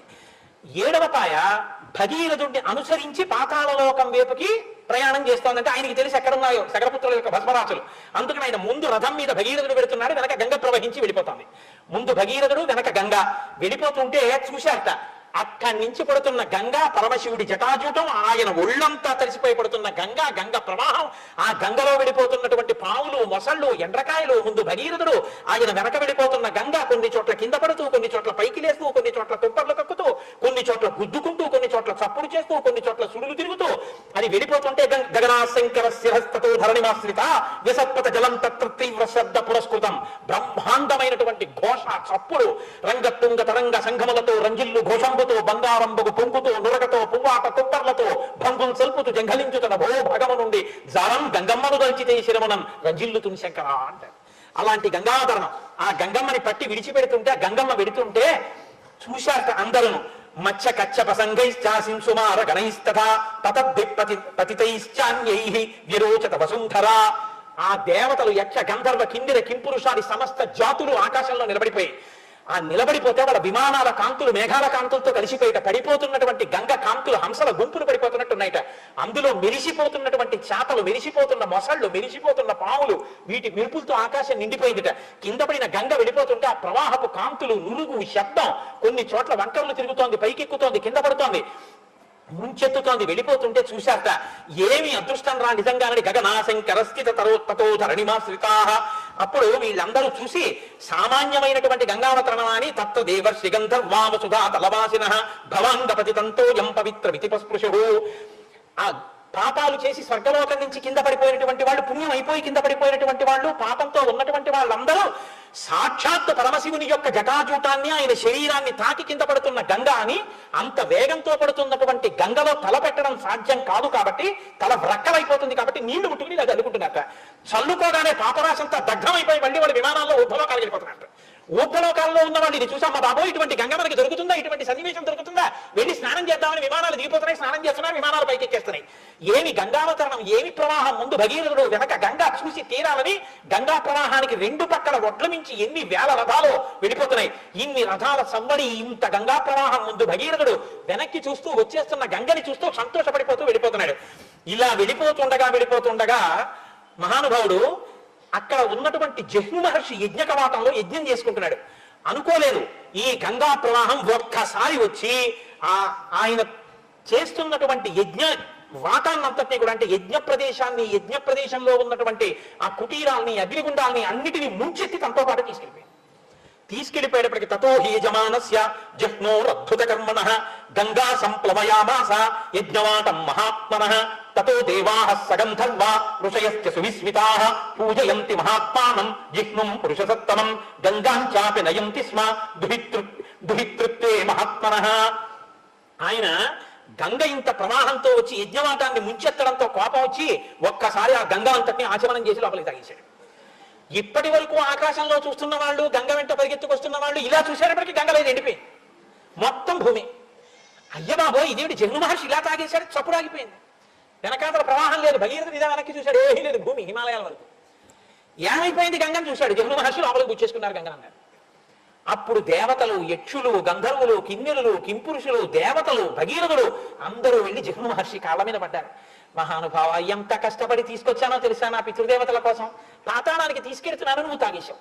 మహానుభావ, నా మీద కారుణ్యం వహించి విడిచిపెట్టవయ్యా, ప్రవాహానికి లక్షణం కదా ముంచెత్తడం, నన్ను క్షమించి విడిచిపెట్టన్నారు. తప్పకుండా విడిచిపెట్టేస్తానని చెప్పి తన కుడి చెవిలోంచి గంగధారనంతటి వెళ్ళి వదిలిపెట్టేశాడు. జిహ్ను మహర్షి యొక్క కుడి చెవిలోంచి పుట్టింది కాబట్టి తస్మాత్ జిహ్ను సుతా గంగా ప్రోచ్యతే జాహ్నవీతి చ జగామచ పునర్గంగా భగీరథ రథానుగా. అంతే. ఇప్పుడు పరమశివుడి యొక్క తలమించి పడి ఇలా వచ్చి ఆయన నోట్లోకి తాగబడి మళ్ళీ ఆయన కుడి చెవిలోంచి విడిచిపెట్టబడి మళ్ళీ భగీరథుడి యొక్క రథానికి వెళ్ళిపోతుంది. ఇలా వెళ్ళిపోతున్నటువంటి గంగా ప్రవాహాన్ని చూసి ఇంకో అద్భుతం, చూడండి చూడండి, ఆయన చెవిలోంచి ఎలా వచ్చేస్తుందో గంగా. ఆయన శరీరంలోంచి పుట్టింది కాబట్టి వీడికి జాహ్నవి అని పిలుద్దామన్నట్ట. జాహ్నవి జాహ్నవి అని అందరూ పువ్వులేసి పూజ చేశారు. ముందు భగీరథుడు మళ్ళీ సంతోషంగా వెళ్తున్నాడు, మళ్ళీ గంగ వెళ్ళిపోతాడు. మళ్ళీ దేవతలు ఆశ్చర్యపోయారు, మళ్ళీ గంగ పరిగెత్తింది, మళ్ళీ అందరూ పరిగెత్తున్నారు. మళ్ళీ రథాలు, మళ్ళీ స్నానాలు, మళ్ళీ పైకి వెళ్ళేవాడు, మళ్ళీ కిందకి వెళ్ళేవాడు. గంగావతరణం అంటే అదో పెద్ద హడావిడితో కూడుకున్న విశేషం అండి. ఆఖరికి అందరూ కలిసి వెళ్ళారు. వెళ్ళి భగీరథుడు పాతాళలోకంలో పితృదేవతల యొక్క భస్మ రాసులు పడి ఉన్నటువంటి ప్రాంతం దగ్గరికి వెళ్ళి రథాన్ని పక్కకి పెట్టాడు. ఒక్కసారి ఈ గంగానది వచ్చి బూది పైకి రేగిపోయేటట్టుగా ఈ బూడిద కుప్పలన్నిటి నుంచి ప్రవహించింది. భస్మం యథా ప్లుతే రామ గంగాయా సరిలే నవై సర్వలోక ప్రభుర్బ్రహ్మ రాజానమిదబ్రవీత్. ఎప్పుడైతే ఈ బూడిద కుప్పల నుంచి ఒక్కసారి గంగ ప్రవహించిందో వాళ్ళందరికీ దాహం తీరిపోయి వాళ్ళ ప్రేతత్వం పోయి వాళ్ళందరూ స్వర్గలోకానికి వెళ్ళిపోయారు, 60,000 మంది. అప్పుడు పరిగెత్తుకుంటూ చతుర్ముఖ బ్రహ్మగారు హంసవాహనం ఎక్కి వచ్చాడు. నాయన, లోకంలో దుర్లభం, ఎవ్వరూ సాధించలేనటువంటిది, అత్యద్భుతమైనటువంటి కర్మ చేశావు. గంగని స్వర్గలోకంలోంచి భూమి మీదకి దింపి పాతాళలోకానికి తీసుకెళ్ళావు. నీ పితృదేవతలు తరించారు. ఇది ఎవ్వరూ సాధించలేని ప్రజ్ఞ. నీ కష్టంతో, నీ తపస్సుతో ఆకాశంలో ఉన్న గంగ భూమి మీదకి వచ్చింది కాబట్టి ఇక నుంచి గంగ నీ కుమార్తెగా పరిగణింపబడుతుంది. గంగని భాగీరథి అని పిలుస్తా ఉన్నాడు. అని గంగా త్రిపదగా రాజన్ దివ్యా భాగీరథీతి చ త్రీం పదో భావయంతీతి తతస్త్రిపదగా స్మృత. ఆకాశం నుంచి భూమి మీద పడి భూమి నుంచి పాతాళలోకానికి వెళ్ళింది కాబట్టి గంగకి త్రిపథగా అని పేరు. గంగ భగీరథుడి యొక్క ప్రయత్నంతో వచ్చింది కాబట్టి భాగీరథి అని పేరు. జిహ్నువు తాగి విడిచిపెట్టారు కాబట్టి జాహ్నవి అని పేరు. ఇన్ని పేర్లు మార్చుకుంటూ గంగ ఆఖరికి ఇక్ష్వాకు వంశంలో ప్రభవించి మహోత్సాహంతో ప్రవర్తించి లేనిపోని కష్టాలు కొని తెచ్చుకున్నటువంటి ఆ సగలు 60,000 మందిని తరింపచేసింది. అటువంటి గంగ భూలోకం మీదకి వచ్చినటువంటి ఈ కథావృత్తాంతం ఏదైతే ఉందో, ఏషతే రామ గంగాయ విస్తరోభిహితోమయ స్వస్తి ప్రాప్నుహి భద్రంతే సంధ్యాకాలోతివర్తతే అని నోరు తెరుచుకు వింటున్నాడు రామచంద్రమూర్తి. రామా, ఇది గంగావతరణం, విన్నావా? సంధ్యాకాలం దాటిపోతోంది, లే సంధ్యావందనం చేద్దాం అన్నాడు. లేచాడు. కానీ రామచంద్రమూర్తి మనసంతా నిండిపోయింది. అబ్బా, ఏమి మా పితృదేవతలు, ఏమి ప్రయత్నం, ఏమి గంగావతరణం! ఇంతటి కీర్తి సాధించిన మహాపురుషులు, ఇంతటి స్థితిని పొందినవారు, ఇటువంటి వారు నా పితృదేవతలై ఉన్నారు. నేను ఎంత గౌరవంగా ప్రవర్తించాలి, వాళ్ళ కీర్తిని నేను ఎంత నిలబెట్టాలి. చిన్న పిల్లాడు ఆ వంశం గురించి విని నాకు ఎంత బాధ్యత ఉందో అనుకుంటున్నాడు. చిక్కాడు విశ్వామిత్రుడు. ఇన్ని చెప్పాడు కదా అని విని విని అలసిపోయామని ఇంకా చెప్పలేదు. సంధ్యాకాలం దాటిపోతోంది నాయన, లే. విహిత కర్మాచరణం మాత్రం విడిచిపెట్టాడు. సంధ్యావందనానికి లేవలసిందే, లే పద సంధ్యావందనం చేసుకోద్దాం, కాలం దాటిపోతుందని. ఇప్పుడు వాల్మీకి మహర్షి అంటారు, ఆయన ఎప్పుడు ఫలశ్రుతి చెప్పరు అసలు. ఆయన అన్నారు, ధన్యం యశస్వమాయుష్యం పుత్రం స్వర్గమతీవచ యశ్రావయతి విప్రేషు క్షత్రియేషు వితరేషు చ ప్రీయంతే పితరస్తస్య ప్రీయంతే దైవతాని చ ఇదమాఖ్యానమవ్యగ్రో గంగావతరణం శుభం యశృణోతి చ కాకుత్స సర్వాన్ కామానువాప్నుయాత్ సర్వే పాపాః ప్రణశ్యంతి ఆయు కీర్తిశ్చ వర్ధతే. వాల్మీకి మహర్షి ఇన్ని చెప్పాలి అంటే అది ఎంత పవిత్రమైన ఆఖ్యానమై ఉంటుందో మీరు ఆలోచించండి. రామ, ఎవరైతే ఈ గంగావతరణాన్ని ప్రశస్తమైన మనస్సుతో అంటే నమ్మకంతో కూర్చుని నమస్కరించి విని సంతోషిస్తున్నారో వాళ్ళకి ధన్యం, వాళ్ళు ధన్యులవుతారు. యశస్వం, కీర్తివంతులవుతారు. ఆయుష్యం, వాళ్ళకి ఆయుర్దాయం కలుగుతుంది. పుత్ర్యం స్వర్గమతి చత, ఈ శరీరం పడిపోయిన తర్వాత వాళ్ళు స్వర్గలోకాన్ని పొందుతారు. యశ్రావయతి విప్రేషు క్షత్రియేషు వితరేషు చ, ఇది విన్నటువంటి సమస్త మనుష్యులు ఎవరు విన్నారో వాళ్ళందరూ, వాళ్ళు ఏ ఏ సంప్రదాయాలకు ఏ ఏ కులములకు చెందిన వారైనా సరే అందరూ కూడా ప్రియంతే పితరస్తస్య, గంగావతరణం కథ జీవితంలో విన్న రోజున వాళ్ళ పితృదేవతలందరూ ఎంతో సంతోషిస్తారు. మా వాళ్ళు ఇవాళ గంగావతరణం విన్నారు అని. ప్రియంతే పితరస్తస్య ప్రియంతే దైవతాని చ, అక్కడ ఉన్నటువంటి దేవతలందరూ సంతోషిస్తారు గంగావతరణం చెప్పినా గంగావతరణం విన్నా. ఆ ప్రాంగణంలో ఉన్న దేవతలందరూ మురిసిపోయేది ఎప్పుడంటే గంగావతరణం చెప్పిన రోజున మురిసిపోతారట. కాబట్టి ప్రియంతే దైవతానిచ ఇదమాఖ్యానమవ్యగ్రో గంగావతరణం శుభం. అటువంటి ఈ గంగావతరణం శుభప్రదమైనటువంటి ఘట్టాన్ని రామా నీకు నువ్వు వివరించినదా, రామునికి విశ్వామిత్రుడి చేత వివరింపబడిన దానిని విని ధన్యులవుతారు. యశృణోతి చకాకుత్స సర్వాన్ కామ అనువాప్నుయాత్. గంగావతరణ ఘట్టాన్ని విన్నటువంటి వాళ్ళకి ఏవి అభ్యున్నతి కల్పిస్తాయో అటువంటి కోరికలన్నీ కూడా తీరుతాయి. సర్వే పాపాహ ప్రణశ్యంతి. చేసిన పాపములు ఏవైనా ఉంటే గంగావతరణం వినడం చేత పాపాలు పోతాయి. ఆయు కీర్తి వర్ధతే. ఆయువు కీర్తి వర్ధిల్లుతాయి.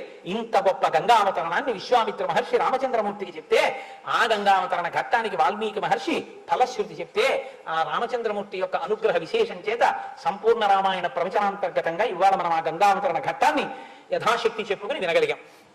దీని తరువాత ఆ గంగానది మీద పడవలో ప్రయాణం చేసి మరునాడు విడుతున్నటువంటి రామచంద్రమూర్తికి ఆ గంగని చూస్తుంటే ఎంత సంతోషంగా ఉంటుందో మీరు ఆలోచించండి.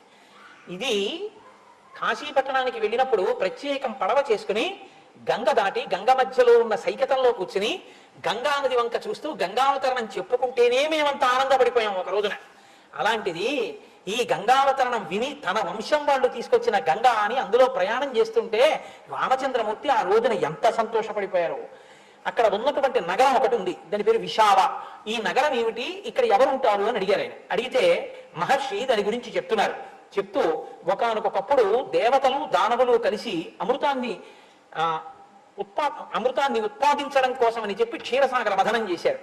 ఆ క్షీరసాగర మథనం చేసినప్పుడు అమృతం రాలేదు, కానీ మొట్టమొదటి హాలాహలం వచ్చింది. ఆ హాలాహలం వస్తే అది ఏం చేసింది అంటే ఉత్తపాతాగ్ని సంకాశం హాలాహల మహావిషం తేన దగ్ధం జగత్సర్వం సదేవ సురమానుషం. అది దేవతల్ని అసురుల్ని అందరినీ కూడా ఇబ్బంది పెడుతూ అది వెళ్ళినటువంటి మార్గంలో సముద్రాలు కూడా ఇంకిపోయేటట్టుగా ఈ లోకాన్ని దగ్ధం చేస్తూ ప్రయాణం చేసింది. అప్పుడు ఎలా తట్టుకోవాలో తెలియక సమస్తమైనటువంటి వాళ్ళు దేవదానవ యక్ష గంధర్వ కిందర కింపురుషాదులందరూ కైలాస పర్వతం చేరి పరమశివుణ్ణి ప్రార్థన చేశారు. అప్పుడు శ్రీ మహావిష్ణువు వచ్చి ఒక చమత్కారమైనటువంటి మాట ఒకటి అన్నారు. దేవతాన ఆయన అన్నారు, తత్పదీయం సురశ్రేష్ఠ సురాణామగ్రజోసి యత్ అగ్రపూజామిమాం మత్వా గృహాణీదం విషం ప్రభో అన్నారు. పరమశివ, ఇది నీకు అగ్రపూజ, పుచ్చుకోండి అన్నారు. అగ్రపూజ అంటే అందరికన్నా పెద్దవాడు గొప్పవాడు ఎవరున్నారో వాళ్ళకి సభలో మొదటి పూజ చేస్తారు, మొదటి తాంబూలం ఇస్తారు. దానికి అగ్రపూజ అని పేరు. అందుకని నాయన నువ్వు దేవతల్లో పెద్దవాడివి, మహానుభావుడివి, భగవంతుడివి, కాబట్టి అగ్రపూజ నీకు, కాబట్టి నువ్వు మొదట వచ్చింది కాబట్టి ఈ విషయం నువ్వు గుచ్చేసుకో అన్నాడు. నేను ఎలా గుచ్చుకుంటానన్నవాడు భగవంతుడు ఎలా అవుతాడు? ద్వంద్వాతీతుడైనటువంటి వాడు కాబట్టి ఆయన పరమశివుడు అయ్యాడు. ఆయన కాబట్టి ఆయనకి హాలాహలం అమృతం ఒకటి. మిగిలిన వాళ్ళకైతే అది హాలాహలం. పరమశివుడికి హాలాహలం ఏమిటది? ఆయన దేన్నైనా నిగ్రహించగలడు. అందుకని అగ్రపూజ అయిందని మహానుభావుడికి. పరమశివుడి యొక్క శక్తి ఏమిటో చూపించారు విష్ణు భగవానుడు. హాలాహలం విషం ఘోరం సగ్రాహ అమృతోపమం దేవాన్ విసృజ్య దేవేశో జగామ భగవాన్ హరహ. ఎందుకులా భయపడతారు దాన్ని చూసి అని అమృతం తాగేసినట్టుగా వెళ్ళి ఆ హలాహలాన్ని తీసుకుని నోట్లో బారేసుకుని మింగేశారు. అప్పుడు దేవతలందరూ సంతోషంగా విడిపోయారు. వాల్మీకి మహర్షి ఒక్క శ్లోకాన్ని రచన చేసి హలాహల భక్షణాన్ని చెప్పారు. కానీ మా పోతన గారు అయితే అసలు భాగవతంలో పొంగిపోయారు. తన చుట్టూంచుర సంఘములు జయ జయధ్వానంబులన్ బొబ్బిడం ఘన గంభీర రుమంబుతో శివుడు లోకద్రోహి గుంపోకు రమ్మని కింగేలత మల్చి కూర్చి కడిగా నంకించి జంబూ ఫలంపున మహావిషమును ఆహ్వారించి హేలాగతిన్ కదలంబారము పాపపేరు వడలను ఘర్మాంబుజాలంబు పుట్టదు నేత్రంబులు నెర్రబారవు నిజ జూటాచంద్రుడున్ కందడున్ వదనాంబోజము వానదావిషమును ఆహ్వానించుచో దాయిచో పదిలంబై కడిచేయుచో దిగుచుచో భక్షించుచో మృంగుచో అన్నారు. అందరూ భయపడిపోతుంటే ఈయన ఎదురెళ్ళి హాలాహలం దగ్గరికి ఎక్కడికి పోతావు రా చేత్తో పట్టుకుని నలిపి ముద్ద చేసి నోట్లో పెట్టుకుని పైగా పార్వతీదేవి వంక చూసి ఇది తింటే నాకేమైనా అయిపోతుంది అనుకుంటున్నావా? భక్షింతు హాలా శిక్షింతు హాలాహలమును భక్షింతును మధుర సూక్ష్మ పలరసముక్రియన్ రక్షింతు ప్రాణికోట్లను వీక్షింపుము నేమి నేడు వికజబ్జముఖి. పార్వతి ఏం బెంగపెట్టుకుంది, నన్ను ఏమైనా చేస్తుంది అనుకుంటున్నావా? కిస్మిస్ పండు తినేసినట్టు తినేస్తా చూడు ఈ హాలాహలాన్ని అంటే ఆవిడందిట. నాకు భయం ఏమిటాయో నీ ఇష్టం వచ్చినట్టు చెయ్యందిట. ఆశ్చర్యపడి సుఖబ్రహ్మ అదేంటే అలా ఎలా అందంటే ఆరాలందరమని అన్నారు. మింగిడివాడు విభుండని మిరింగిడి దిగు గరళమని మేలుని ప్రజకు మృంగమని సర్వమంగళ మంగళసూత్రమునెంత మది నంబినదో అన్నారు. ఆ తల్లి మెడవ మంగళసూత్రం ఉంది. కామేశబద్ధ మంగళ్య సూత్ర శోభిత గంధర. ఆయన మాంగళ్యం కడుతూ మాంగళ్యం తంతునాతేన మమ జీవన హేతున కంటే బధ్నామి శుభనేత్వం జీవ శరదాం శతం అన్నాడు. నువ్వు నూరేళ్ళు అంటే అనంతమైన కాలం ఈ మంగళసూత్రం నీ మెళ్ళో కడుతున్నాను, ఇది ఉన్నంత కాలం నేను ఉంటానన్నాను. ఆవిడ మెళ్ళో మంగళసూత్రం ఉండగానే విషం తాగితే ఏమవుతుంది, గుచ్చేసుకోవాలి. శంకరాచార్యుల వారి సౌందర్యలహరిలో ఒక అడుగు ముందుకేశారు. ఆయన నాకు సుధామప్యాస్వాద్య ప్రతిభయతరా మృత్యుహరిణీం విపద్యంతే విశ్వే విదిశతమ కముఖాద్యాది విషవ కరాళం యక్ష్వేళం కబలతవత కాలకలనామ శంభో స్తంభూలం తపజనని తాటంక మహిమ అన్నారు. అమ్మా పరమశివుడు హాలాహలం తిన్నాడంటే పెద్ద గొప్పే ఉందమ్మా, నీ తాటంకముల మహిమ, నీ ఐదోదనం గొప్పది విషయం తిన్నా బతికేడమ్మా. కాబట్టి మహానుభావుడు నోట్లో పెట్టుకున్నట్ట మింగుదాం అనుకున్నాడు. ఉదరము లోకంబులకు సదరంబకు తెరిగి శివుడు చటల విషగ్ని కుదురుకుని కంట విలవన పదిలంబకు నిలిపి మధుర సృష్మ పలరసం క్రియ అన్నాడు. మింగేస్తే కడుపులో ఉన్న లోకాలు దగ్ధమైపోతాయని కంఠంలో పెట్టుకుని ఊరుకున్నట్ట. ఇక్కడ పెట్టుకుంటే ఈ కంఠం అంతా నీలంగా అయిపోయింది. పార్వతీదేవి చాలా సంతోషించింది. ఎందుకు ఆవిడికి సంతోషం? మా ఆయన ఇంత తెల్లగా ఉంటాడు, స్ఫటికమణి నిభం, ఇంత తెల్లగా ఉంటాడు, ఏదైనా చక్కటి నీలమణి హారం వేసుకుంటే ఆయనకి ఎంత బాగుంటుందో, తెల్లటి గుండెల మీద అనుకునేది. ఆయన నాకెందుకని ఓ పాము వేసుకుంటాడు. మా ఆయన ఏమైనా వేసుకుంటే బాగుందని ఎప్పటి నుంచో అనుకుంటే, నీలమణి పతాకం వేసుకుంటే కంఠం మీద కాంతి కొడితే ఎలా ఉంటుందో ఇప్పుడు మా ఆయన కంఠం అలా ఉందని ఆవిడ విడిచిపోయింది. రుద్రాధ్యాయంలో వేదం రెండు చేతులు ఎత్తి నమస్కారం చేసింది ఆ స్వరూపానికి. అసౌ యోగ సర్పతి నీల గ్రీవో విలోహిత ఉతైనం గోపా అదృశన్ను దుషన్ను దహార్య. అభిషేకంలో రోజు అంటాం కదండి. ఆ నీలలోహిత స్వరూపాన్ని మహర్షులు కాదు, ఏమీ తెలియనటువంటి గోపకాంతలు తలల మీద నీళ్లు పెట్టుకుని వెళ్ళేటటువంటి వాళ్ళు కూడా ఆకాశంలో సూర్యోదయంలో ఆ నీలలోహిత రుద్రుడు కనబడతాడని వేదం నమస్కారం చేసింది. అంతటి మహానుభావుడయా పరమశివుడు హలాహల రక్షణం చేశాడు అన్నారు. లోకాన్ని రక్షించడానికి ఎంతంత కష్టాలు పడ్డారో అమృతంలో ఎలా స్వీకరించారో, బాధపడుతూ పుచ్చుకోలేదు, అమృతంలో పుచ్చుకున్నారు లోకం కోసం. ఆ జాతికి వారసుడికి రామానువు ఏమి చెక్కుతున్నాడండి విశ్వామిత్రుడు. ఒక్కొక్క కథ. అప్పుడు మళ్ళీ క్షీరసాగర వదనం చేశారు. ఆది కూర్మం నేల మీద సముద్రంలోకి జారిపోతోంది. విష్ణువుని ప్రార్థన చేశారు. ఆయన పర్వతం మందర పర్వతం జారిపోతోంది. ఆయన ఆది కూర్మం అయి దాని కింద పడుకున్నారు. పడుకుంటే ఈ పర్వతం ఆయన వీపు మీద తిరుగుతుంటే వీపు రక్కుకుపోదండి. అంటే మహర్షి అన్నారు, చంటి బిడ్డని తల్లి తన పక్కన పడుకోబెట్టి మీకు నీ వీపు మీద చెయ్యి వేసి ఇలా నిమురుతుంటే, ఆ పిల్లాడు అమ్మ అలా నిమురుతుంటే ఎంతో సంతోషాన్ని పొందినంతగా తన పిల్లలైనటువంటి దేవదానములు అమృతం కోసమని మందర పర్వతాన్ని తిప్పుతుంటే అది జారి పడిపోకుండా నేను ఆదికూర్మంగా కింద ఉండి రక్షింపగలుగుతున్నానన్న తృప్తితో తల్లి నిమురుతున్న వీపు ఉన్న పిల్లాడిలా పడుకున్నాడయా విష్ణువు. కష్టం అనుకోలేదు. అంటే భరించడంలో ఎంత అమృత హృదయంతో భరించాలో కష్టాన్ని చూపిస్తారు మహర్షి. నాయన అలా జరిగినటువంటి హాలాహల భక్షణం, అమృతోత్పాదనం, ఆ తర్వాత మోహినీ స్వరూపం, ఆ మోహినీ స్వరూపం రావడం, ఆ తర్వాత ఇక్కడ ఈ విశాలానగరం అనేటటువంటిది నిర్మింపబడింది. ఇప్పుడు మనం ఆ విశాలానగరంలో ఉన్నాం అని చెప్పిన తర్వాత మనం మిథిలా నగరానికి కదా వెళ్ళాలి, కాబట్టి వెడదామని చెప్పి వాళ్ళు బాగా మిథిలా నగరం దగ్గర దాకా వెడుతున్నారు. వెడుతూ మధ్యలో ఇంకొక విషయాన్ని చెప్పారు ఆయన. ఇక్కడే అమృతాన్ని దేవతలకే విష్ణువు పంచిపెట్టారు మోహినీ వేషంతో అన్న కోపంతో రాక్షసుల తల్లి అయినటువంటి దితి భర్త అయిన కశ్యప ప్రజాపతి దగ్గరికి వెళ్ళి ఇంద్రుణ్ణి చంపేసే కొడుకు కావాలని అడిగింది. ఆయన అన్నాడు, ఆవిడ ఒళ్ళంతా నిమిరే 1000 ఏళ్లు వ్రతం పాటించి గర్భంతో ఉన్నటువంటి కొడుకు పుడతాడన్నాడు. ఉంటా అని ఉంది. చిత్రం ఏమిటో తెలుసా అంటే, ఇంద్రుడు శుశ్రూష చేయడానికి వచ్చాడు. ధర్మమే వచ్చినవాడు శుశ్రూష చేయడానికి వచ్చాడు. కాబట్టి చంపేవాడు తన కడుపులో ఉన్నాడు, చంపబడేవాడు శుశ్రూష చేస్తున్నాడు. ఆవిడ ఒప్పుకుంది. ధర్మమే ఇది కదండి విభీషణుడు ఒప్పుకునేటట్టు చేసింది. ధర్మం అంతే. కాబట్టి ఇప్పుడు ఇంద్రుడు శుశ్రూష చేస్తున్నాడు. 990 సంవత్సరాలు అయిపోయి ఆవిడ ఇంద్రుడిని పిలిచింది, నాన్న ఇంకొక 10 ఏళ్ళు నీకో తమ్ముడు పుడతాడు. ఎందుకు పుడతాడో ఇంద్రుడికి తెలుసు. ఆయన అన్నాడు, సంతోషం అమ్మా అన్నాడు. ఒక రోజున ఆవిడ పడుకున్నప్పుడు ఏం చేసిందంటే పొరపాటు చేసింది. తల ఒకవైపు, కాళ్ళు ఎప్పుడు ఒకవైపు కదా పెట్టి పడుకుంటాము, కాళ్ళు పెట్టుకునే వైపుకి తల పెట్టి పడుకుంది. వ్రతం అపవిత్రం అయిపోయింది. అలా పడుకోకూడదు, అది దీక్ష భంగపాటు అయిపోతుంది. వెంటనే ఆవిడ శరీరం ఎప్పుడైతే అపవిత్రమైందో ఇంద్రుడు లోపలికి వెళ్ళిపోయాడు. తస్యా శరీర వివరం విదేశ పురంధర గర్భంచ తదా రామ బిభేద పరమాత్మవాన్ మానుదో మారుదశ్చేతి గర్భం శక్రోభ్యభాషత బిభేదత మహాతేజారుదంత అపిమాతవః నహంతవ్యో ఇత్యేవం దితిరబ్రవీత్ నిష్పపాత తతశక్రో మాతుర్వచన గౌరవాత్. ఇంద్రుడు ఆమె శరీరంలోకి వెళ్ళిపోయి తన వజ్రాయుధం పెట్టి లోపల ఉన్న పిండాన్ని 7 ముక్కల కింద నరికేశాడు. నరికేస్తే ఆ పిండం ఏడిచింది. మారు దస్యేతి, చంపకు అంది. ఆవిడికి తెలియొచ్చింది. అయ్యో పిల్లల్ని చంపేస్తున్నావా, బయటికి రా అంది. ఆయన బయటికి వచ్చాడు. ఇంద్రుడు, అమ్మా నమస్కారం, ఏమనుకోకు, నువ్వు అపవిత్రంగా ప్రవర్తించావు, లోపల ఉన్న పిల్లల్ని 7 ముక్కలు చేశానమ్మా అన్నాడు. అప్పుడు ఆవిడంది, నాదే తప్పు, నేను మీతో మనవి చేశాను, నా తప్పు అనడం చాలా కష్టం, ధూర్తురా 999 సంవత్సరాలు చేశాను, దీనికోసం కాసు కూర్చుని చంపావా అనలేదు. నాయనా తప్పు నాదే, వ్రతంలో నియమం తప్పాను, నువ్వు చంపగలిగావు, నిన్ను రక్షించుకోవడానికి నువ్వు ప్రయత్నించావు, నిన్ను చంపేవాడిని కనాలని నేను అనుకున్నాను, దైవం ఇంకోలా ఉంది, నేను అనుష్ఠించలేకపోయాను, పాడయ్యాను. పోన్లే, ఈ 7 పిల్లలకి సప్త మరుత్తులుగా, అంటే 7 స్కందములలో దేవతలుగా ఉంటారు, మరుత్తులుగా వీళ్ళకి అధికారం ఇయ్యండి. అమ్మ తప్పకుండా అమ్మా, నీ మాట ఎందుకు కాదంటాను, అలాగే ఇస్తాను. అప్పుడు వాళ్ళని మరుత్తులుగా ఇచ్చాడు. అలా ఆ మరుత్తులు ఏర్పడ్డారయా లోకంలోని ఆ విశాలానగర నిర్మాణం గురించి చెప్తూ ఆ మరుత్తులు వచ్చినటువంటి వృత్తాంతాన్ని విశ్లేషించి మిథిలా నగరానికి దగ్గరగా వెడుతుంటే ఒక శూన్యమైన ఆశ్రమం కనపడింది. ఏమి ఈ ఆశ్రమం ఇంత శూన్యంగా ఉంది, ఎవ్వరూ ఇక్కడ కనపట్టలేదు అని అడిగాడు. రాముడు ప్రశ్న అడిగితే ఎలా ఉంటుందో తెలుసా అండి, గురువు గారు చెప్పకుండా ఉండలేదు. మిథిలోపవనీ తత్ర ఆశ్రమం దృశ్య రాఘవ పురాణం నిర్జనం రమ్యం ప్రపంచముని పుంగవం. ఇంత నిర్జనంగా ఉంది ఆశ్రమం, ఇంత రమ్యంగా ఉంది, ఎందుకు ఇలా ఉందని అడిగాడు. అడిగితే విశ్వామిత్రుడు అన్నాడు, గౌతమస్య నరశ్రేష్ఠ పూర్వమాసీన్ మహాత్మనః ఆశ్రమో దివ్య సంకాశ సురైరపి సుపూజిత. ఒకనొకప్పుడు ఈ ఆశ్రమాన్ని గౌతమ మహర్షి ఉండేవారు. అక్కడికి దేవతలు కూడా వచ్చి గౌతముడిని పూజించి వెళ్ళేవారు, అంతటి మహాత్ముడు. అటువంటి గౌతమ మహర్షి ఈ ఆశ్రమంలో ఉన్న కాలంలో ఆయనతో పాటు ఆయన భార్య అయిన అహల్య కూడా ఈ ఆశ్రమంలోనే ఉంది.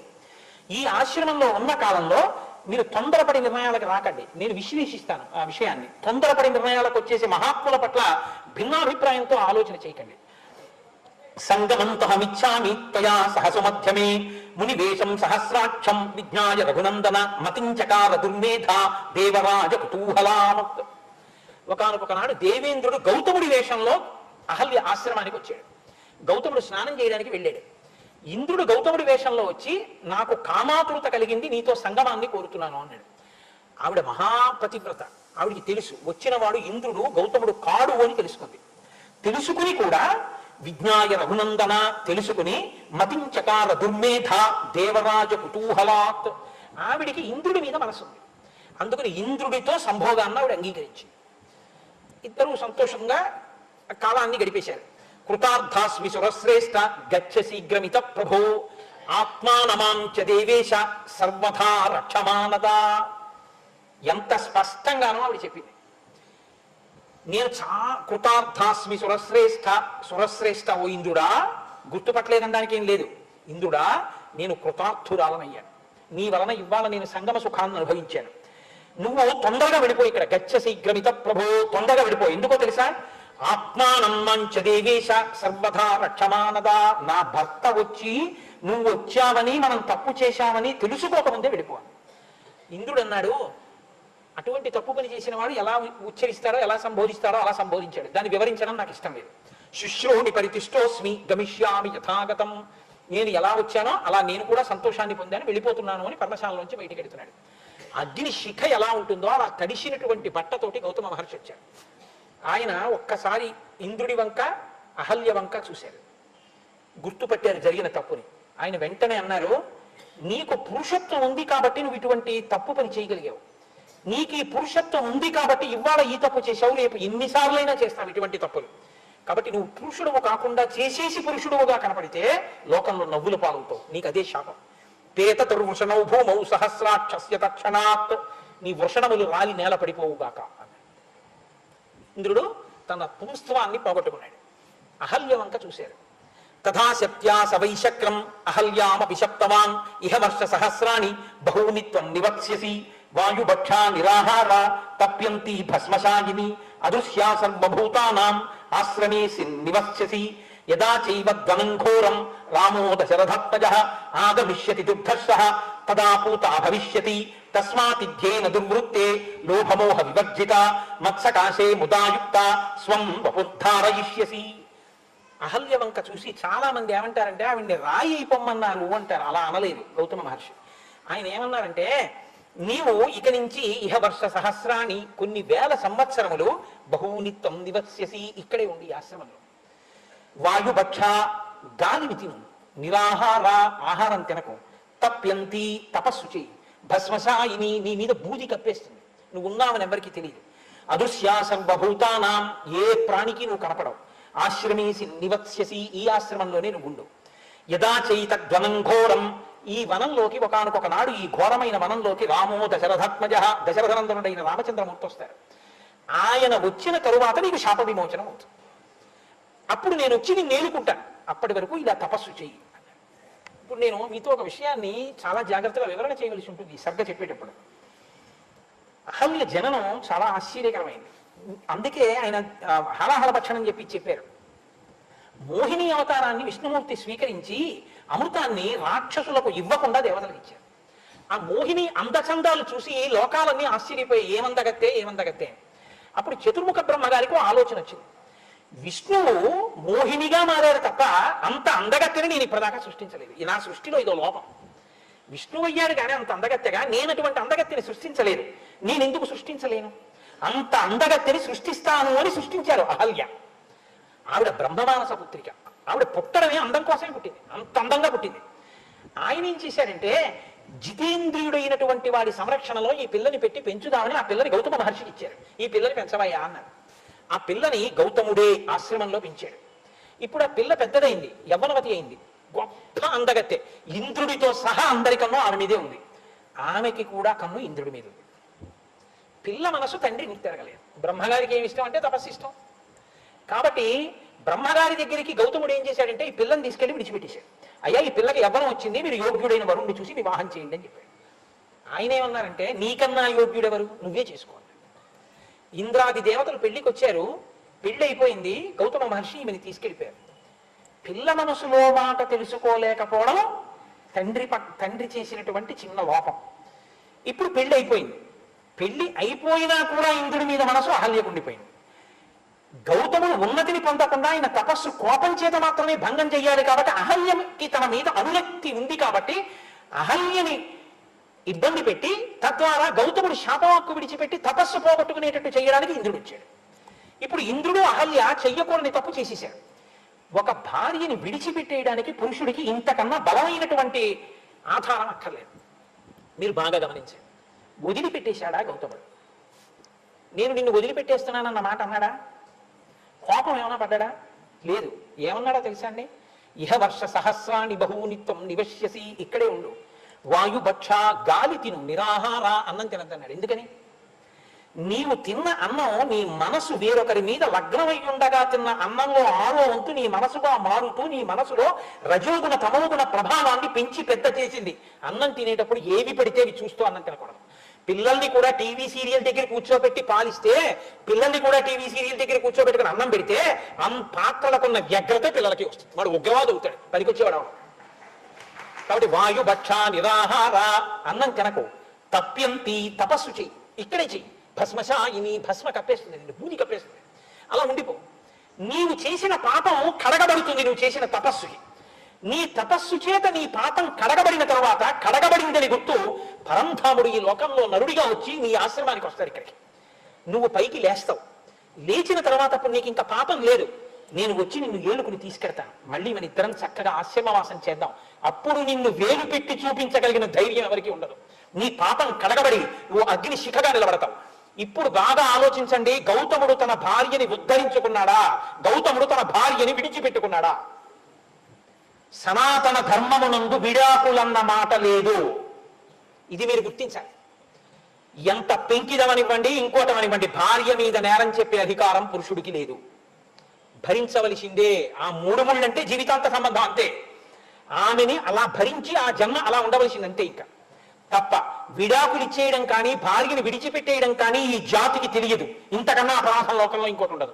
సంస్కరించుకుని భార్యగా ఏలుకున్నాడు తప్ప నిన్ను నా భార్యాస్థానంలోంచి తీసేస్తున్నానన్న మాట గౌతముడు అనలేదు. ఆ జాతికి వారసులమైనటువంటి మన దగ్గర పశ్చిమ దేశాల సంస్కృతితో ఇవాళ కలవడం రేపు విడిపోవడం, విడాకులన్న మాట ఈ జాతికి చెందినది కాదు. అందుకే 1000 పడగల నవలలో విశ్వనాథ సత్యనారాయణ గారు తల కొట్టుకున్నారు. ఈ సమస్త భూమండలంలో ఉన్న సమస్త దేశాల వాళ్ళు ఈ జాతి వంక చూసి దేనికి నమస్కారం చేస్తారో తెలుసా? ఒకసారి 3 ముళ్ళు వేస్తే ఇక్కడ ఒక ఆడది ఒక మొగాడు జీవిత పర్యంతం అంతే. వాళ్ళిద్దరి మధ్య అనుబంధం. ఒక పురుషుడు వేరొక స్త్రీ వైపుకి వెళ్ళాడు, ఒక స్త్రీ ఇంకొక పురుషుడిని వాంఛించరు. వాళ్ళంతే.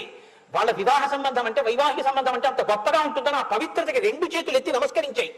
నా కూతురు వివాహం చేస్తుంటే ఆ మంత్రభాగాన్ని చూసి అర్థం చేసుకుని పొంగిపోవడానికి ఫ్రెంచ్ దేశస్తులు 2 దంపతులు ప్రత్యేకంగా అనుమతి తీసుకుని వచ్చి వీడియో తీసుకున్నారు. మంత్రభాగం అంతా హరిప్రసాద్ గారు ఉన్నారు. వాళ్ళు బొట్టు పెట్టుకుని నన్ను వచ్చి ప్రార్థించారు. మేము మురిసిపోతున్నాం ఈ సంస్కృతి చూసి, మేము అక్షతలు వేసి ఆశీర్వదించమా మీ అమ్మాయిని అల్లుండి అని అడిగారు. అది జాతి సంస్కారం అంటే. దానికి మనం వారసం. మీరు ఉద్ధరించుకున్న గౌతముడి గొప్పతనం చూడండి, పాపం కడుక్కున్న అహల్య గొప్పతనం చూడండి. అంతేకాని అహల్య తప్పు చేసిందని తీర్పులు చెప్పకండి. ఇప్పుడు అహల్య అగ్ని శిఖ లేచినట్టు లేచింది. చూశాడు మహానుభావుడు. ఆ దేవత అసలు ఆవిడ్ని 33 కోట్ల మంది దేవతలు కూడా చూడలేరు. అంత తేజోమూర్తిగా ఉంది. ఇప్పుడు రామచంద్రమూర్తి ఆవిడికి నమస్కరించారు. ఈలోగా ఇంద్రుడు అగ్నిదేవుణ్ణి ప్రార్థన చేశాడు. పితృది అగ్నేస్తు వచనం తీసుకుంటారు. కాబట్టి వాళ్ళు ఏమన్నారంటే ఇంద్రుడికి పుంస్త్వం పోయింది కాబట్టి గౌతమ మహర్షి శాపం వల్ల మేషం వృషణములను తీసి ఇంద్రుడికి అమర్చారు. ఇప్పుడు పితృదేవతలకి త్రేతాయుగంలో తగ్గినం పెడితే వృషణములు లేని మేకని మాంసం వండి పెట్టేవారు తప్ప వృషణములను పచనం చేసి పెట్టేవారు కాదు. అలా ఇంద్రుడు మళ్ళీ పుంస్త్వాన్ని పొందాడు. అహల్య మళ్ళీ గౌతముని పక్కన స్థానాన్ని పొందింది. దదస్య చ మహాభాగాం తపసా జ్యోతిత ప్రభాం లోకైరపి సమాగం యాదుర్నిరీక్షాం సురాసురైః ప్రయత్నాన్ నిర్మితాం ధాత్ర దివ్యాం మాయామయీమివ. ప్రయత్నపూర్వకంగా చతుర్ముఖ బ్రహ్మగారు నిర్మించినటువంటి మాయామానుష స్వరూపంలా దేవతలు కూడా చూడడానికి వీలు లేనంత కాంతితో ఆమె తమ తపస్సులోంచి లేచి నిలబడిందిట. ఆవిడ తపస్సులోంచి బయటికి వచ్చినటువంటి స్థితి ఆయన కాలు తగిలి రాయి మళ్ళీ నాతయింది ఆరదైంది అని చెప్తుంటారు.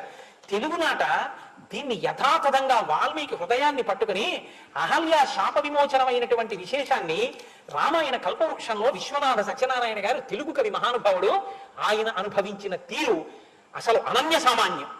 ఆ అచేతనంగా, ఎందుకంటే ఆవిడికి స్పర్శ లేదు, అలా పడిపోయింది. వాయుభక్ష నిరాహారా తప్యంతి భస్మసాయిని. ఆవిడ బాహ్య స్మృతి ఎలా పొందిందో చెప్పారు విశ్వనాథ సత్యనారాయణ గారు.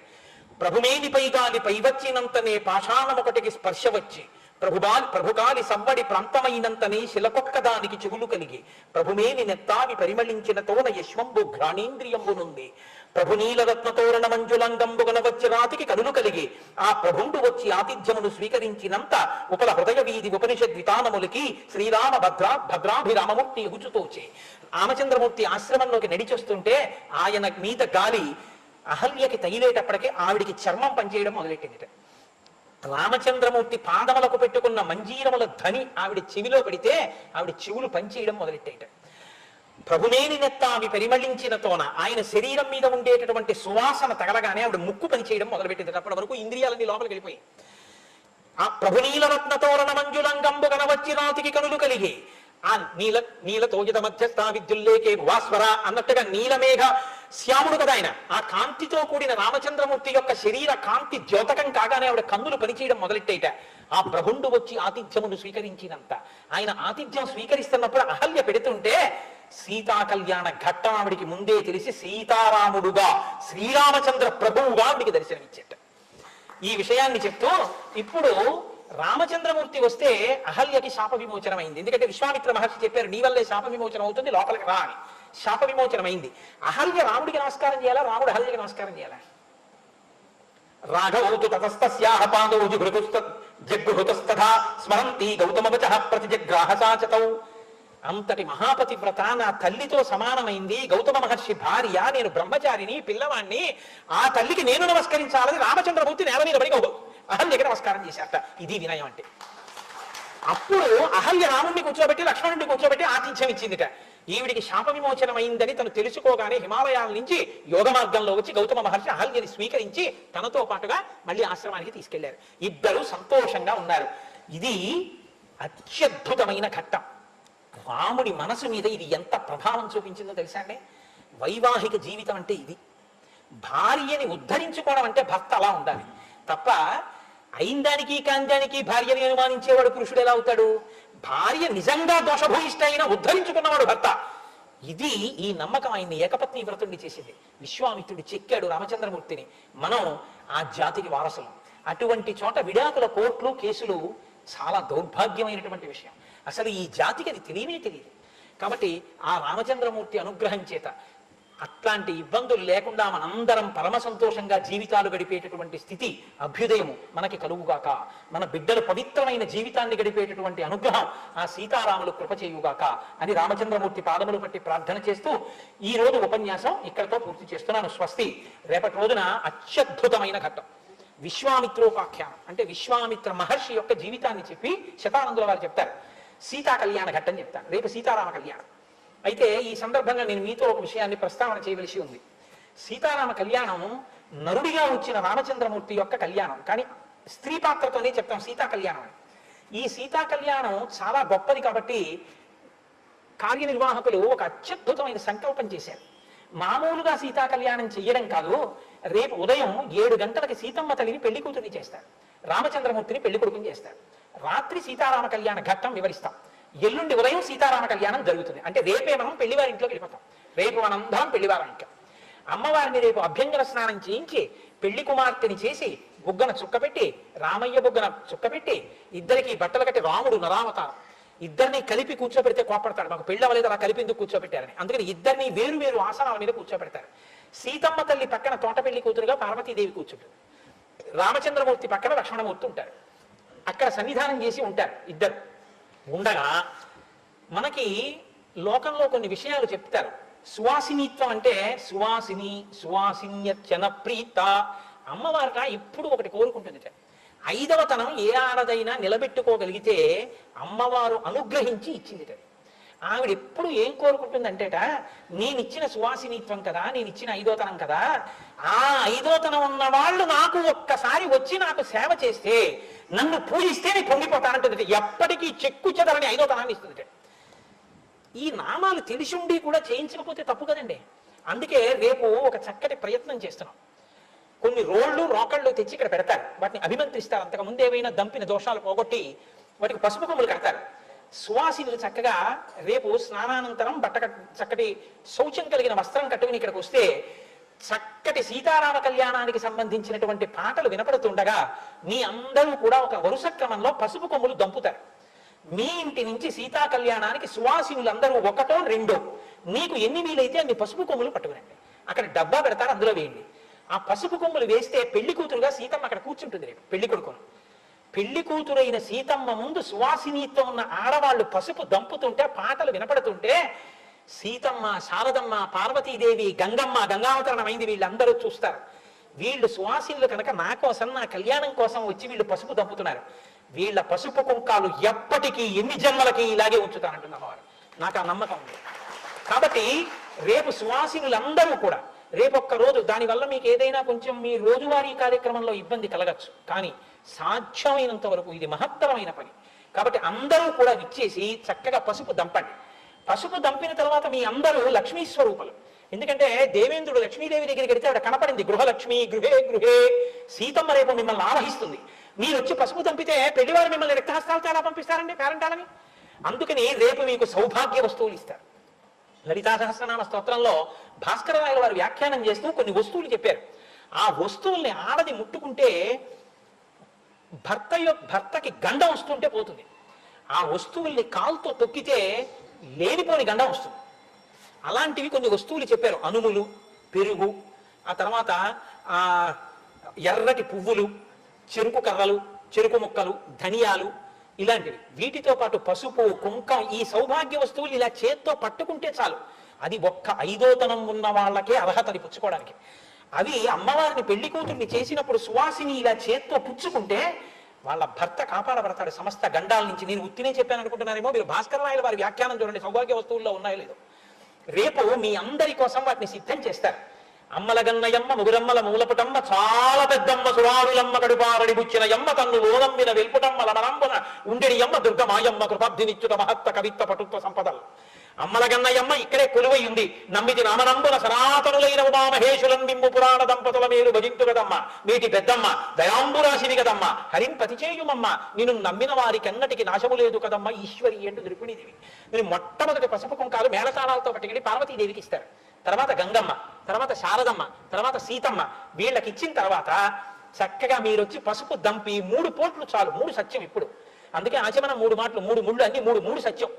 అందుకని రేపు 3 పోట్లు వేసి మీరు అలా అమ్మవారి ముందు నుంచి ఎడుతుంటే శారదాదేవి ఎదురుగుండా మీకు ఆ పసుపు కుంకాలు, సౌభాగ్య వస్తువులు, రవికిల బట్ట అన్నిటినీ మీకు ప్రదానం చేస్తారు.